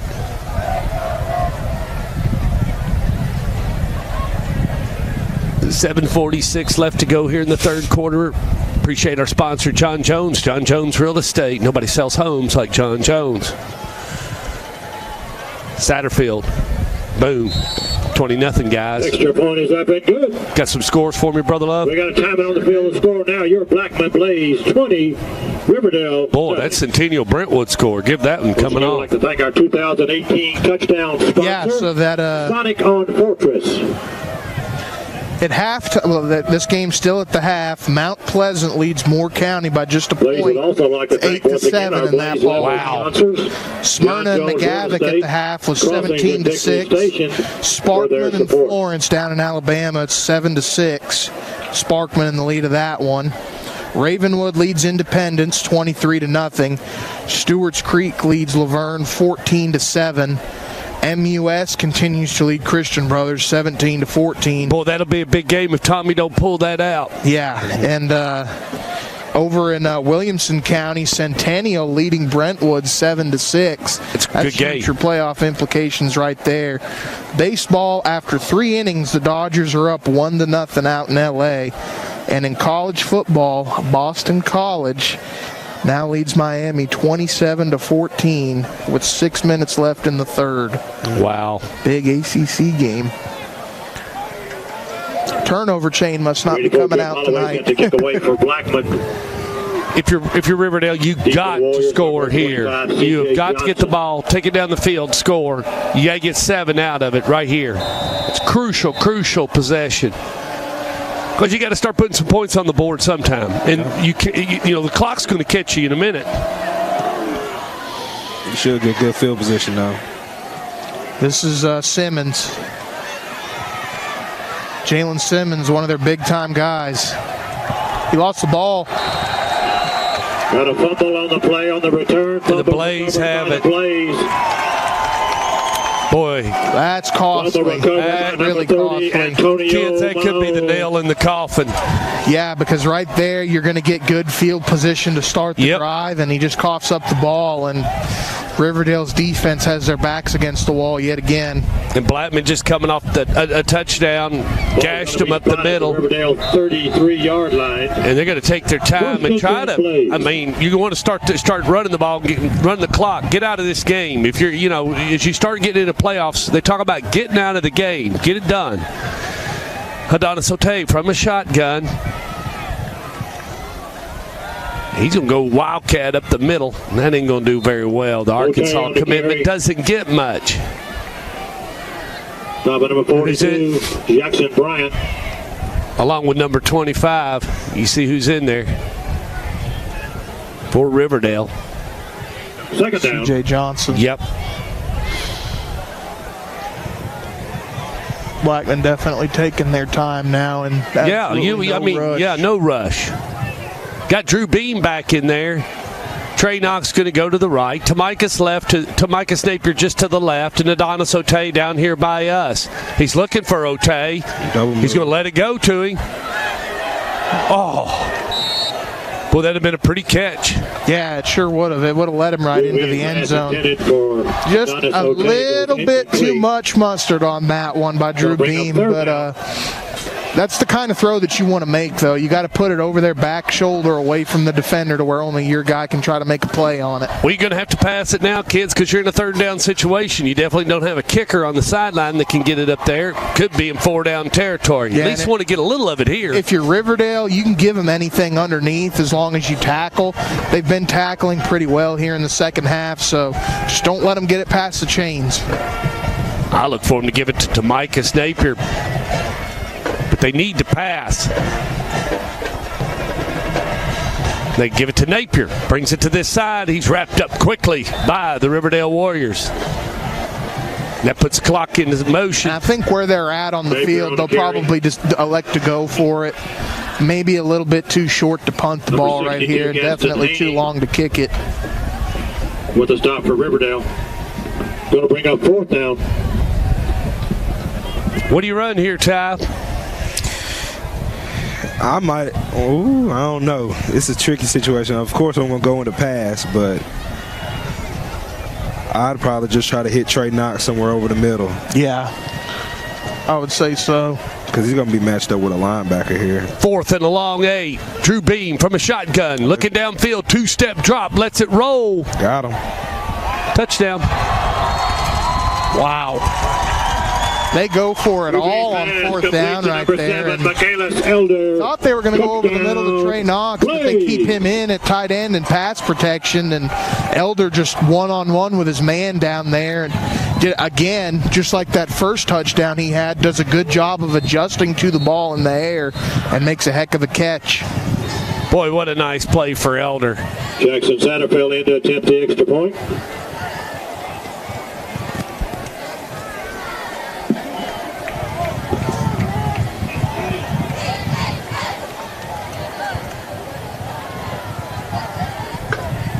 And a penalty after the score, unsportsmanlike against Riverdale. So Riverdale now picking up the unsportsmanlike.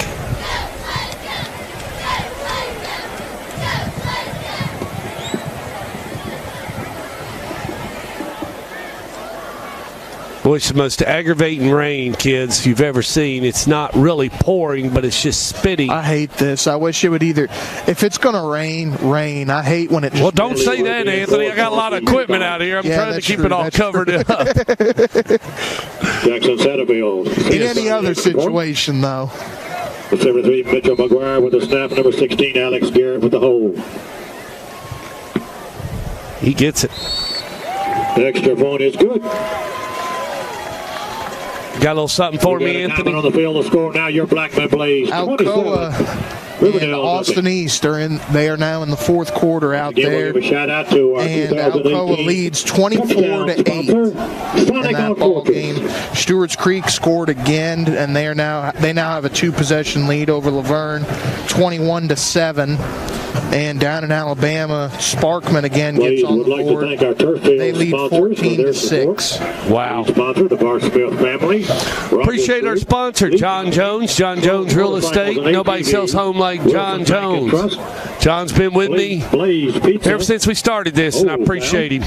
He is Rutherford County's #1 real estate man. If you're looking to buy a home, sell a home, do anything with a home or a real estate investment, highly advise you to get a hold of John Jones.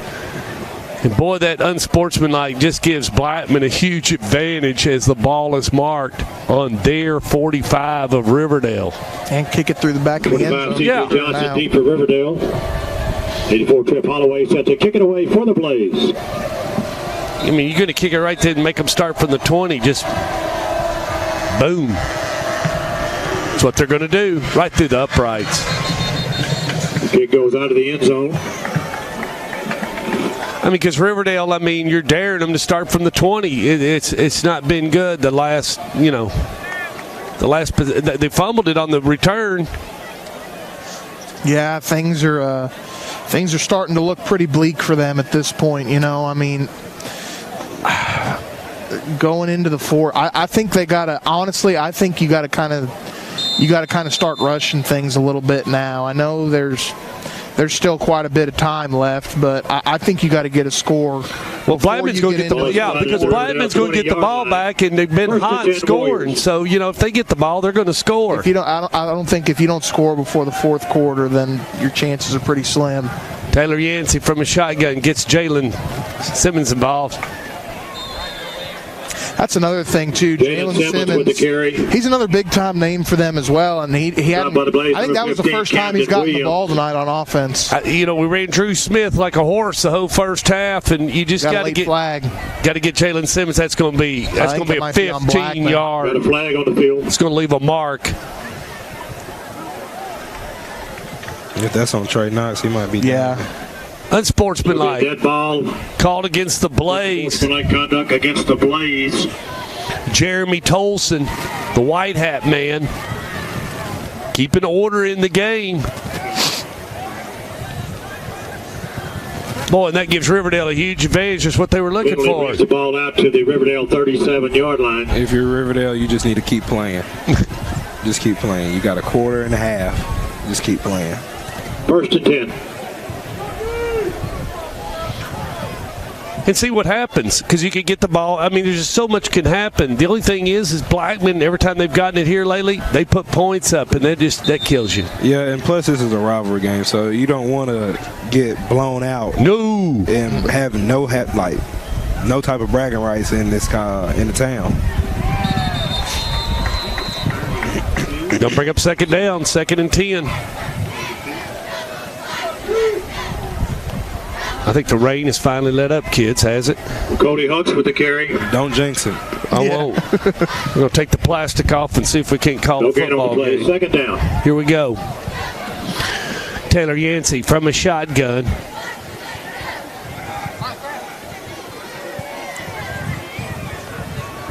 He's got Cody Hooks to his right now, number 32. Got a little in and around, and that ain't going nowhere. They blew that up. Number 21, Zayla McKinney was the ball carrier. Good job right there by Jordan Brown. I think, that was Dejon Gibson right there. Great, Dejon Gibson with the stop for Blackman. Yeah, and Alec Patton was in there, and then you had number 9, Connor Murphy. That's always a plus when you got a corner that isn't afraid to stick his nose in and make contributions against the run. Yeah, that's good. He's a hard-nosed guy that came down there and tried to make a play and set the edge. Boy, third down now, third and about 15 for the Warriors. They need all of this. Looking to pass, Taylor Yancey lets it go. He's out of bounds, Coach. Too far out. Goes incomplete. That's fourth down. Now you're going to have to punt with 4:38 left to go in the third. Wheels are coming off the wagon for Riverdale. Yeah, that was. And now now Blackman, they're going to start playing loose, and pin your ears back. You can take some chances, can't you, Ty? You can, especially right now. I probably at the start of the fourth quarter, I put my younger guys in and let them get some reps, because you've really taken care of this game so far. Depending on if anything changes between now and the start of the fourth quarter. Yeah, that's what I think. And down here on the Blackman sideline, DJ Moyers, who made a great effort to try to go out and catch that ball. He did reel it in and went out of bounds. He is down right now, and certainly hope he's doing all right. Boy, Judy the Beauty doing a wonderful job as she's zooming in right here on the Blackman Blaze sideline. Young man down. Coach Kreisky down here.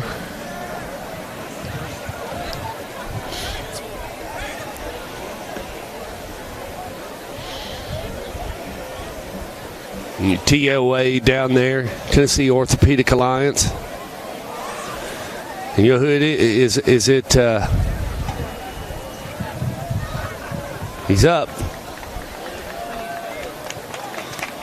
Number 1, DJ Moyer shaking up on that last play. Didn't see Dr. Johns down there on the sideline. He might be in Virginia with the team. I don't know. He may be. You don't want to see Dr. Johns, do you, Ty? No, definitely not. Last time I saw him was whenever I got banged up in the spring. That's the only time. He got that black bag. He give you a little something out of it. You've had a little something out of it. Number 2, Kevin Woods in punt formation. Tavis talked about it. Broke that thumb. Number 7, Michaela Broke that thumb at MTSU against Vandy. Mm-hmm. Dr. Johns took care of it, at least for a little while. Oh, bad kick. Up to the 45, up to the 44 of the Blackman Blaze. Now you don't need to do anything other than just run the ball and run the clock, don't you, Ty? Yep, just take care of the ball. Get out of this game healthy and everything like that. You hadn't had too many injuries unless you had that one scare with Trey Knox. But other than that, you've been pretty healthy so far this game. Yeah, and, with Napier coming back tonight, too, you're running back. You like what you see out of him. Ball is spotted at the Blackman 44-yard line. Offensive line, they played a great game. I definitely agree with you. Try to get out of this third quarter and get some younger guys out there on the field. Got Elder, Otay, and Trey Knox at the top of the screen, but they hand it off to Tamicus Napier. Met by the Riverdale Warriors. He picks up about a couple of yards. It's going to be 2nd and 8 up. And Ty, for those people out there that they don't really quite understand what it's like, talk about the grind of the playoffs around here and just, those 5 weeks trying to get to Cookeville. What is that like? Well, I never got to Cookeville. As far as I've got was the semis. But it's just a grind. It's all about a new season. You have to refocus, get your mind re-energized, because you basically have to go 1-0 each week. Napier on the carry. If you don't bring it each and every week, you will get sent home. So that's what. Yeah, and see, playing a game, that late in the year too. You just mentioned you made it to December. I don't even know what that's like, to be honest with you. We never made it that far when I was at Blackman. When I was a sophomore, didn't touch the field that year in a varsity game, but that was the year that Smyrna played the state championship game against Whitehaven, and they knocked us out in the quarterfinal. Never went any further than that. So it's face mask flag, yeah, possibly. Okay, on the carry. But yeah, it's just all about getting your mind reset for a new season, basically. Yeah. I mean, anybody can be beaten. You got to respect every opponent you go against in the playoffs, because at the end of the day, you've all made it there for a reason. Preliminary indications, face mask. And you don't have to have a lot of Division I players to go a long ways. You just have to play together, play smart. Look at Maryville. They normally don't have any D1, maybe one or two, but other than that, they don't make any mistakes. And you're right. And that's the thing. The only way you beat Maryville is if you can't beat yourself. If you go in and play a clean, mistake-free game, then you'll have a chance to end up beating them at the end of the game. And that's what's happened. I mean, maybe here and there, if you play your game, they might make a few mistakes, and that might help you out at the end of the day, beating them. Well, that one year we took him on, we lost our safety. He got put out the game before for a targeting call. A guy playing over at Martin. Oh, you talking about Kevin Prather? Yeah, Prather. My junior year. Yeah, my junior year we played on this field. Played Blackman. He got ejected on the 6th play of the game, and we didn't have him the next week. Oh, it hurt. Yeah. Big loss. Just a guy that can cover both sides of the field, and he's playing on Saturday. Exactly. Bean lets it go, and he's got Trey Knox, but Trey couldn't get to it. Your pass goes incomplete. He's got to have a little bit better body language. Going to bring up 4th down. And then I was with you there, Ty, for your last game of your senior season. We went to Maryville. That's the last time I've been to Maryville. I mean, I almost got arrested over there, but you went with me. Tried to break the Krager head out at Maryville, and that didn't go well. I remember that for the Blaze. I put it up, and then they had the police follow me the whole game. I bet. I remember. For the Warriors, number 21. I remember you were down there on the field. I was down there. If I went to jail, I had a good lawyer. I didn't care. Called Dan Lund from New Orleans is what I'd have done. You always remember your last one. I'll tell you that. Yeah, I remember that one well. It's crazy. And you don't have to. You're not going to take a nap after you get beat like that coming home. You're so mad. And you rewind every play back in your brain. Oh yeah. See, the thing is, when I was in high school, my senior class, we only lost 5 games. We lost to Blackman twice, Maryville twice, and lost to Hoover. Those are only 3. We lost to 3 teams, but lost all together 5 times. So I mean, you remember them plays. That's like something. This. You remember all them plays that you didn't have good luck on. And we had last time we went to Oakland, we had Coach McDaniel on the broadcast, and he said something that kind of stuck out to me. When you play for teams like that, the losses stick out more, and you remember the losses more than you do the wins. That's what's so crazy. Honestly, me personally, the one game that I remember most was, I think you might have been a freshman there that year, but it was a Thursday night game, and it was at Oakland. And we got the ball. Oakland was up by, I believe it was 6. And we got the ball down. I don't know if you remember Quindell Cousins, who ended up going to TSU. He made a well, it was a catch. I say that with quotation marks. If you go back, I'll even admit it. If you go back on the tape, he didn't catch the ball. But down there at the 1 yard line, down over there, when all we had to do was knock the ball down. I remember it. Yeah, and that's the one game that I remember out of all of them that I could tell you, every single second of what happened there going down the stretch. It was just. Oh, it sucked. Oh, looky here. He's fumbled it. He's in trouble. Slung to the earth. Yeah, he's going to be stopped in the backfield. And now they're going to have to punt. It's 4th down. And you're probably going to be punting from somewhere around the 18-yard line. So you're going to get Blackman great field position. Yeah, and going to bring up 4th down. The way they've been punting the ball here, too, they'll get the ball at midfield. Yeah. Even if he does kick it to Elder, which honestly I would not. I'd kick it toward a sideline. Just pick a sideline and kick it. Kevin Woods in punt formation for Riverdale. Back for the Blaze, number 7, Michaelis Elder.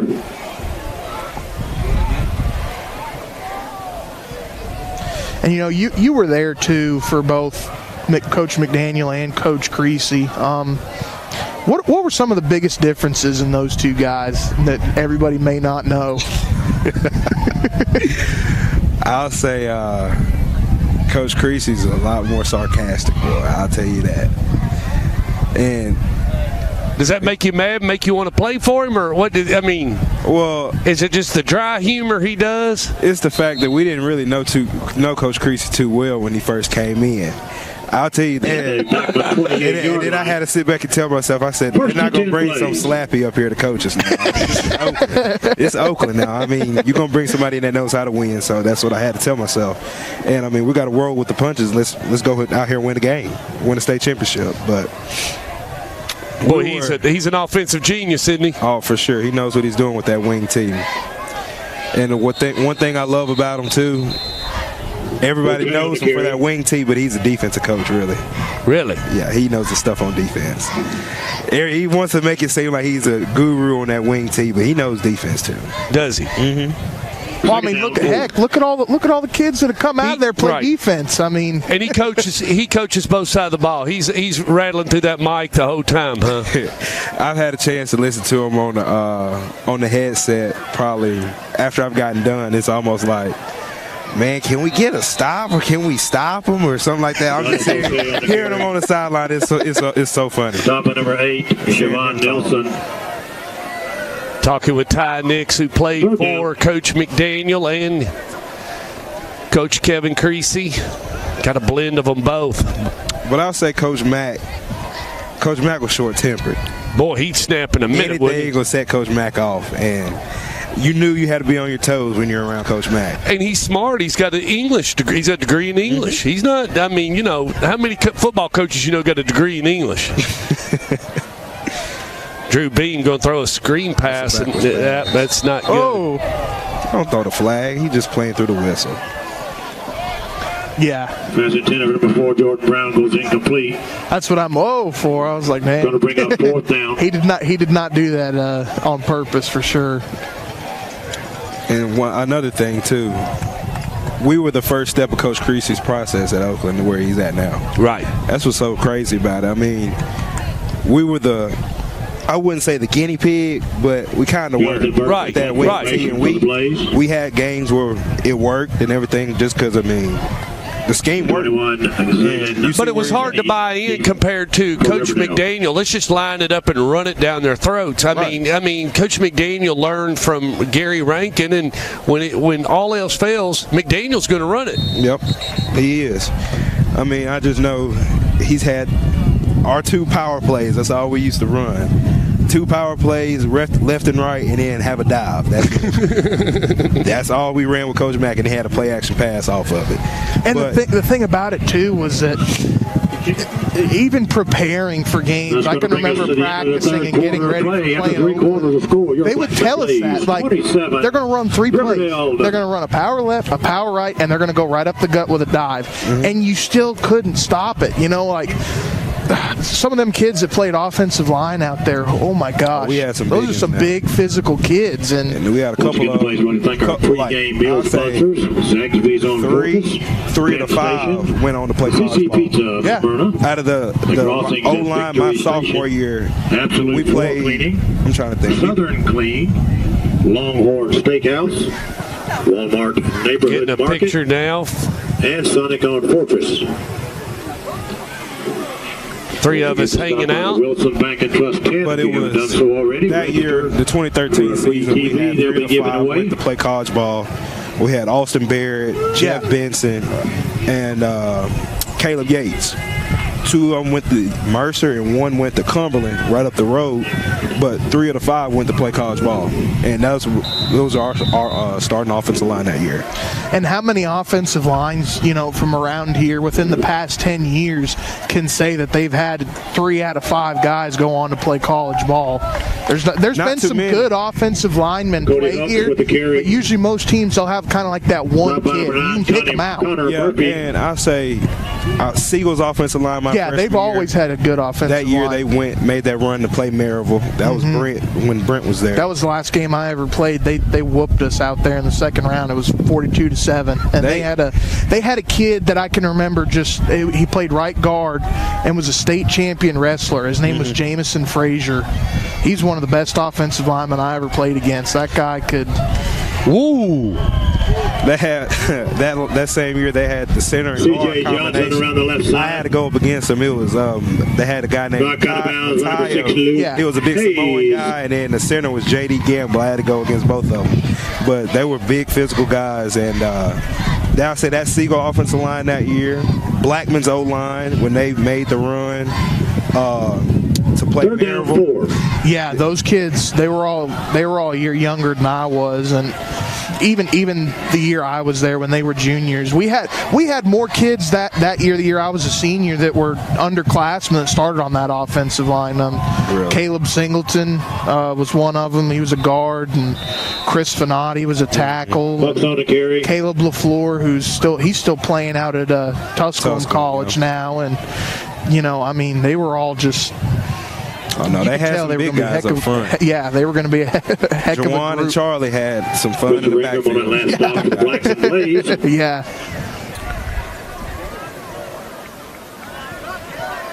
Did Charlie ever end up going anywhere? He went to Davidson. You lost your keys.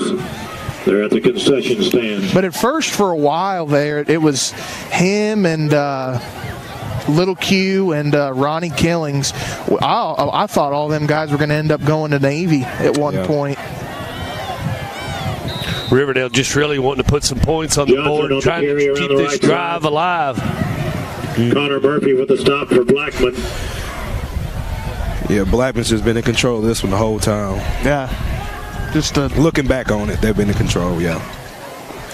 But if you're Blackman, what's going to be your keys as to winning, and especially if you run into Oakland somewhere down the road, you're eventually going to have to run back through them if you can stay alive. I mean, what's the biggest thing you need to do? At the Riverdale 43-yard line, 1st and 10. The biggest thing is don't get away from who you are.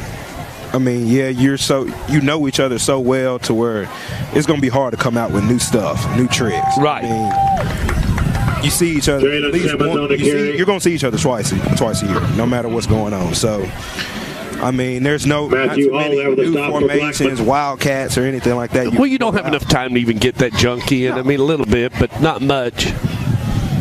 But, I mean, it's just hard. I mean, it's easy to prepare for them just because, I mean, you know them. But at the end of the day, your players got to go out and play. Well, the first two, you're not going to play anybody really, if you got a Mount Juliet or Lebanon or somebody like that. So you're going to get game film tonight.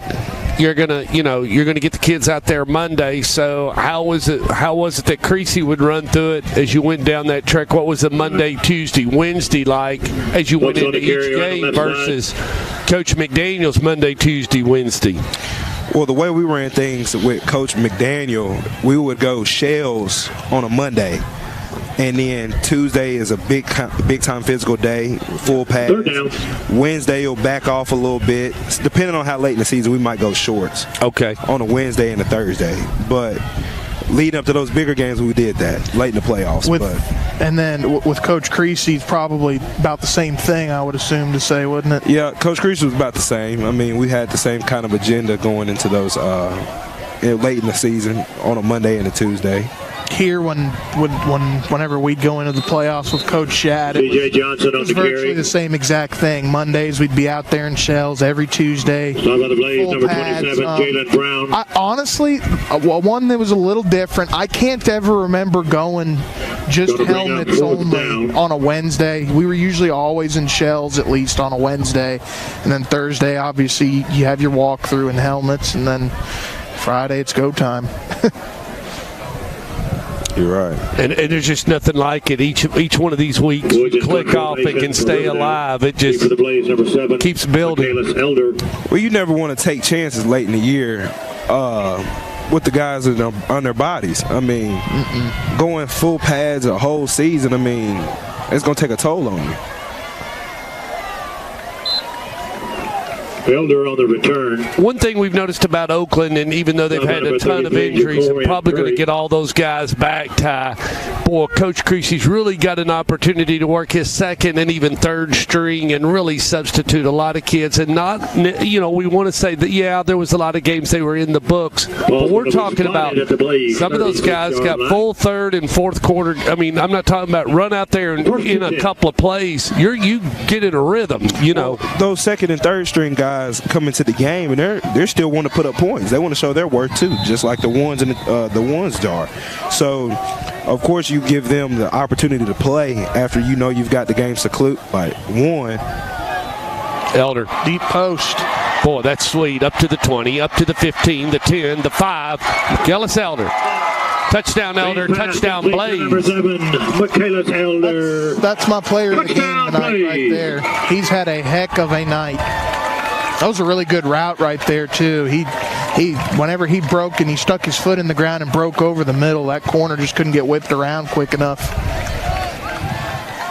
But, and yeah, talking about depth and stuff, too, I think, looking at that game from last night, talking about depth, that they ended up having to move that Cookeville-Siegel game up. And that game, whoever wins, you're going to get the 4 seed and you're going to stay in the playoffs, so the loser had to go home.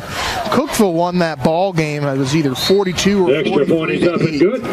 And, we saw Siegel 2 weeks ago. We got a timeout. We saw Cookeville earlier this year. 34. And we were talking at the end of that Cookeville game about, where are they from a depth standpoint, because they lost so much. Sophomores. I think yesterday, doing what they did to Siegel, granted Siegel's a little bit down, but they were still fighting for a playoff spot just like Cookeville was. And to do what you did against them, I think Cookeville's probably figured out a lot of things from a depth standpoint heading into the playoffs. Wilson Bank and Trust. Blue collar over Cookeville. Blue collar. Oh, yeah. And Jimmy Maynard, he's blue collar. He likes to run the ball, going to keep it basic. I mean, we did 2 games over there last year, Ty, and a couple of times he got the ball, and he's got it 7-8 minutes almost, dominating the whole quarter and taking it down and scoring. Now, the game kind of got away from him a little bit, but when you're able to get the ball and chew up 7-8 minutes, man, you can really shorten a high school football game. Got something for us? Yeah, I got quite a few scores. I'll run through them. Run through them. We'll just go through it.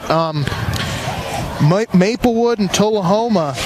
That game is in the third quarter now, and Maplewood leads the Wildcats by a score of 14-6. Smyrna is up big on McGavick in the fourth quarter. They're up 38-6 in that ball game. In baseball, after 5 innings, Dodgers still up 1-0. Rich Hill must be pitching a heck of a ball game. Florence has come back to take the lead over Sparkman. They're up 21-14 now. That's good for Coach Hester heading into the playoffs down there. We've got a final from East Tennessee, Alcoa. 31-8 winners over Austin East. 33-yard line. May not have been a running clock, but Gary still put his foot down on him. Riverdale. Yeah, and Stewart's Creek is going to win their final ball game of the year. They're up 27-7 against Laverne. MUS and Christian Brothers, that ball game is at 20-14 heading into the fourth quarter. Wow. MUS is in the lead. Coach McDaniel really needs that win, if he wants to stay at home until, as long as he can keep winning. Riverdale just looking to get on the board. With 7:26 left to go in the ball game, they're going to keep it on the ground, or they're going to the air.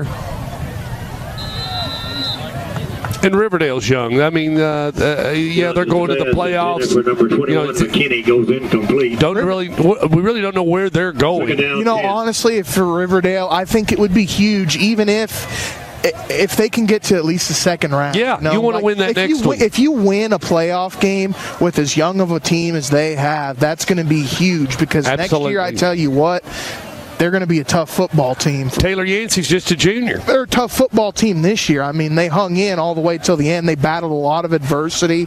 They end the year 5-5, but it's kind of it's another thing. It's kind of a misleading record. They're a tough team. They're just young. Yeah, in a couple of you take the Hendersonville game. I think they lost it. They've been 6-4. So there's a couple games in there they had the chance, and it could have gone either way. Sure. It was just a bad bounce one way or the other, and you're talking the difference of 5-5 or 7-3. You know, you know, another team too from here in the county that I'm going to be interested to see is Smyrna. They've improved quite a bit from last year to this year, and coming out of that Region 3-6A where, you know, they've got looks off the right there's side. a lot of speed out there. You know, you're going against your Overtons and your Antiochs and your Cane Ridges. You know, they held their own and they had a good also, year. Number 47, Tyler Carlisle. Well, a game that I arranged basically through Twitter. You guys won't believe this, but Berea played Jellicoe, and Berea beat Jellicoe 18-0. As the Pirates are proud out of Berea, and they took on Jellicoe. They needed a game, and I told Berea just cross the state line and play Jellicoe. There's a lot of 1A teams over in Tennessee that'll play. They found a game and hung one on a Kentucky team beat a Tennessee team. Little 1A ball. Appreciate Tim Gentry giving us that from Berea, Kentucky.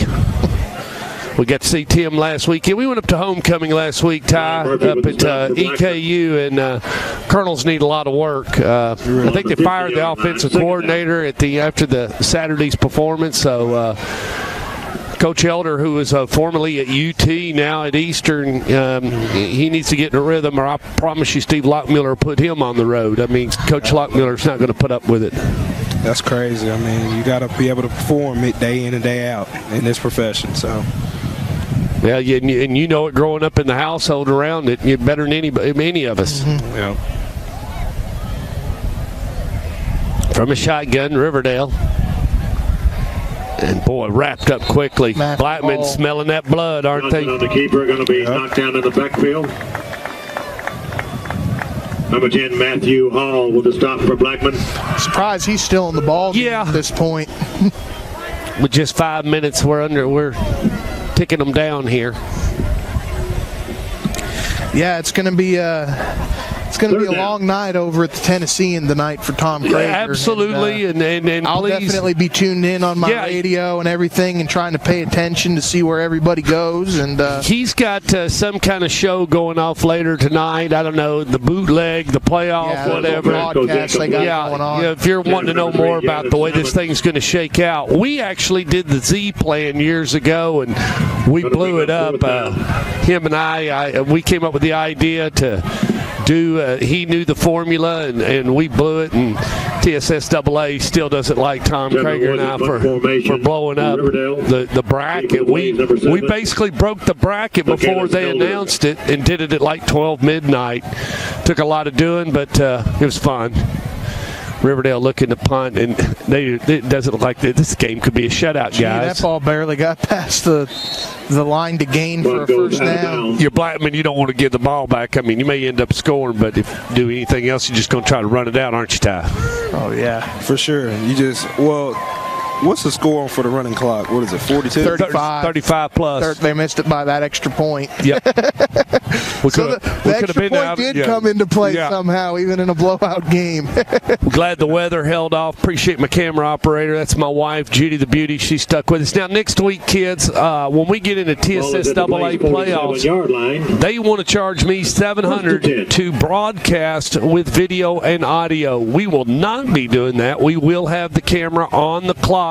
Judy will run the camera for the whole game. We'll bring those highlights back to you, but we will be audio only as Blackman continues to run it up the middle as a pickup of about 9 yards. Hold on, $700. If you're not a member of the NFHS network, they charge you $700 to do a broadcast. And we're not going to pay it. We'll wait till round 4. Hopefully, we'll get to broadcast whatever comes out round 4. We feel like we'll have one. Heck, I'm a college kid. I couldn't afford to pay it even if I wanted to. Napier again on the carry. I had some friends of Stork that paid it a couple of times. For the first year we were broadcasting, actually we did that Blackman Oakland game. I think I ended up with about, gosh, it was over 7,000, 8,000 viewers watched that game, and it was mind-boggling. It was great. That was a great game. Oakland ended up winning and then got beat by Whitehaven in the championship. And I went to Whitehaven, Judy and I, with John Jones, and it poured the first half we hung around, and then the second half Whitehaven handed it to us. There's Jordan Brown. Look there, Jordan Brown. Wait, what year was that? Jordan Brown on the carry.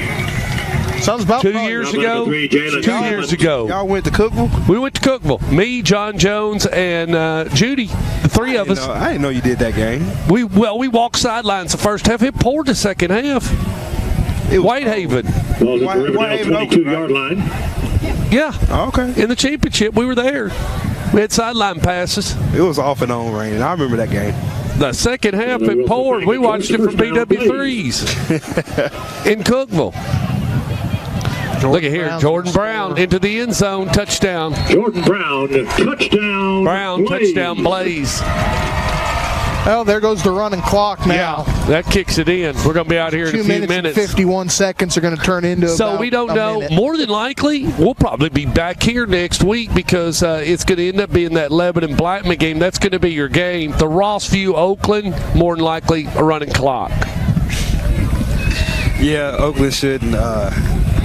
They should let the 3s and 4s play a little bit that game. Ray Jackson Satterfield in the extra point. In speaking with Krager, we were on the broadcast with him. He said, if you're going to turn around and stay in this area, that's going to be your better game. Riverdale will end up going on the road, and Cookeville will be on the road. And of course, we got a timeout on the field of score now. Your Blackman Blaze 41. Of course, also next Friday, MTSU's playing Western here next Friday night. We'd like to thank our 2018 touchdown sponsor. And kids, remember this. I can't say nothing because I work there, but we are at Blackman High School where World Series pitcher David Price performed the other night. So David Price is a Blackman High School alumnus. He played baseball right over. Judy, can you flip the camera over to the baseball field?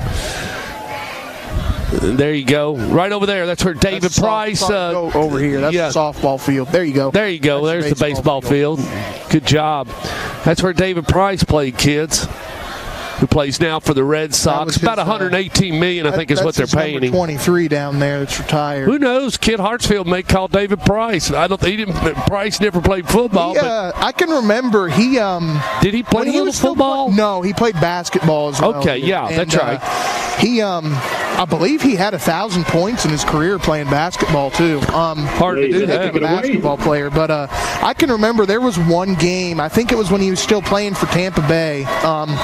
We had a playoff game here. It was a first-round game. We played Farragut my junior year. Who was this kicker? He's huge. That could have been you. Yeah. From the 20 to the 25. Wow. Up to about the 35-yard line. Go ahead, Anthony. My junior year against Farragut, I remember he was standing down there about where that Sloan's Motorcycle ATV sign is, watching the game. He was out here. Got to shake his hand. He was a nice guy. Well, that kicks in the running clock. 2:20 left to go in the ball game. Ty, we really appreciate you joining us tonight on the broadcast. Text Ty to see what he was doing. He didn't have anything going on tonight. We were glad to have him come on board and provide a little extra insight. Ty Nix played football at Oakland, All-State lineman. Went on now in MTSU. Dad coaches at Virginia Tech for the Hokies, so he's grown up in a football family. Hails from Hattiesburg, Mississippi. So, we were discussing as far as on the way over here about you recovering from your injury and kind of all the rehabilitation and everything and the torn ligaments and everything. It's been a long road, but you say you're coming back and you're starting to get in good shape and things are starting to fall in place and should be ready to roll next year. Yep, should be. I should be back around. We're going to try to get back for spring ball, see how I'm feeling, and then if it's ready to go, I'll be ready to grow in the spring. But I still can't believe you've got a 42-inch vertical leap. Yeah, I can get up there. Brayden Woodruff on the carry for Riverdale. Hey, that was coming out of high school when I was weighing a little bit around at 270, 265-ish. I could get up. Number 10, Matthew Hall with the stop for Blackman. What are you weighing now? Right now, I'm weighing about 275. Okay, and what do you need to be at? Probably around 280. 280. Just be able to move. That's all. And that's not belly fat. That needs to go somewhere else, doesn't it? Definitely in the arms, legs, and all that. Just got to get my body back right into the good shape of playing. So. Less than a minute here at the Inferno. We appreciate our sponsor, John Jones Real Estate. Nobody sells homes like John Jones. Woodruff again on the carry. The lady operating the camera, nobody does it like her. That's Judy the Beauty, my wife. As the final minutes will tick off. How about number 26? Don't know if we'll get another play off. Just waiting. Yeah, and just kind of quickly recapping this one. I mean, in the first half, Riverdale hung in. They definitely hung in, but honestly, their goal is to win that first round of the playoffs and see what happens after that. Yeah, you got to win that first one. Absolutely, they hung in tonight in that first half, and honestly, it's just that's going to bring us to the end of the ball game, ladies and gentlemen. Final score from the Inferno tonight. Your Blackman Blaze 41. Ladies and gentlemen, we appreciate you joining us on Stork Vision. Anthony, you want to give us a couple of final scores? For sure. Let's get them going real quick. We've got a final. Moore County falls to Mount Pleasant 28-13. Florence, Alabama comes back from down 14-6 to win 21-14. And Memphis MUS now has a 30-14 lead on Christian Brothers in the fourth.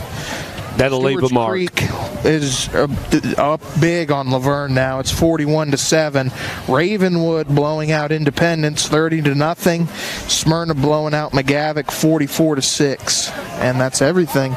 Ladies and gentlemen, we appreciate you joining us for Game 10 on Stork Vision. Appreciate our sponsor, John Jones Real Estate. Join us next week. Stay in touch with me. I'm Stork Montgomery. Anthony Fiorello was the color. Also, our special guest tonight, Ty Nix. Lady on the camera was Judy the Beauty, and we will see you next week.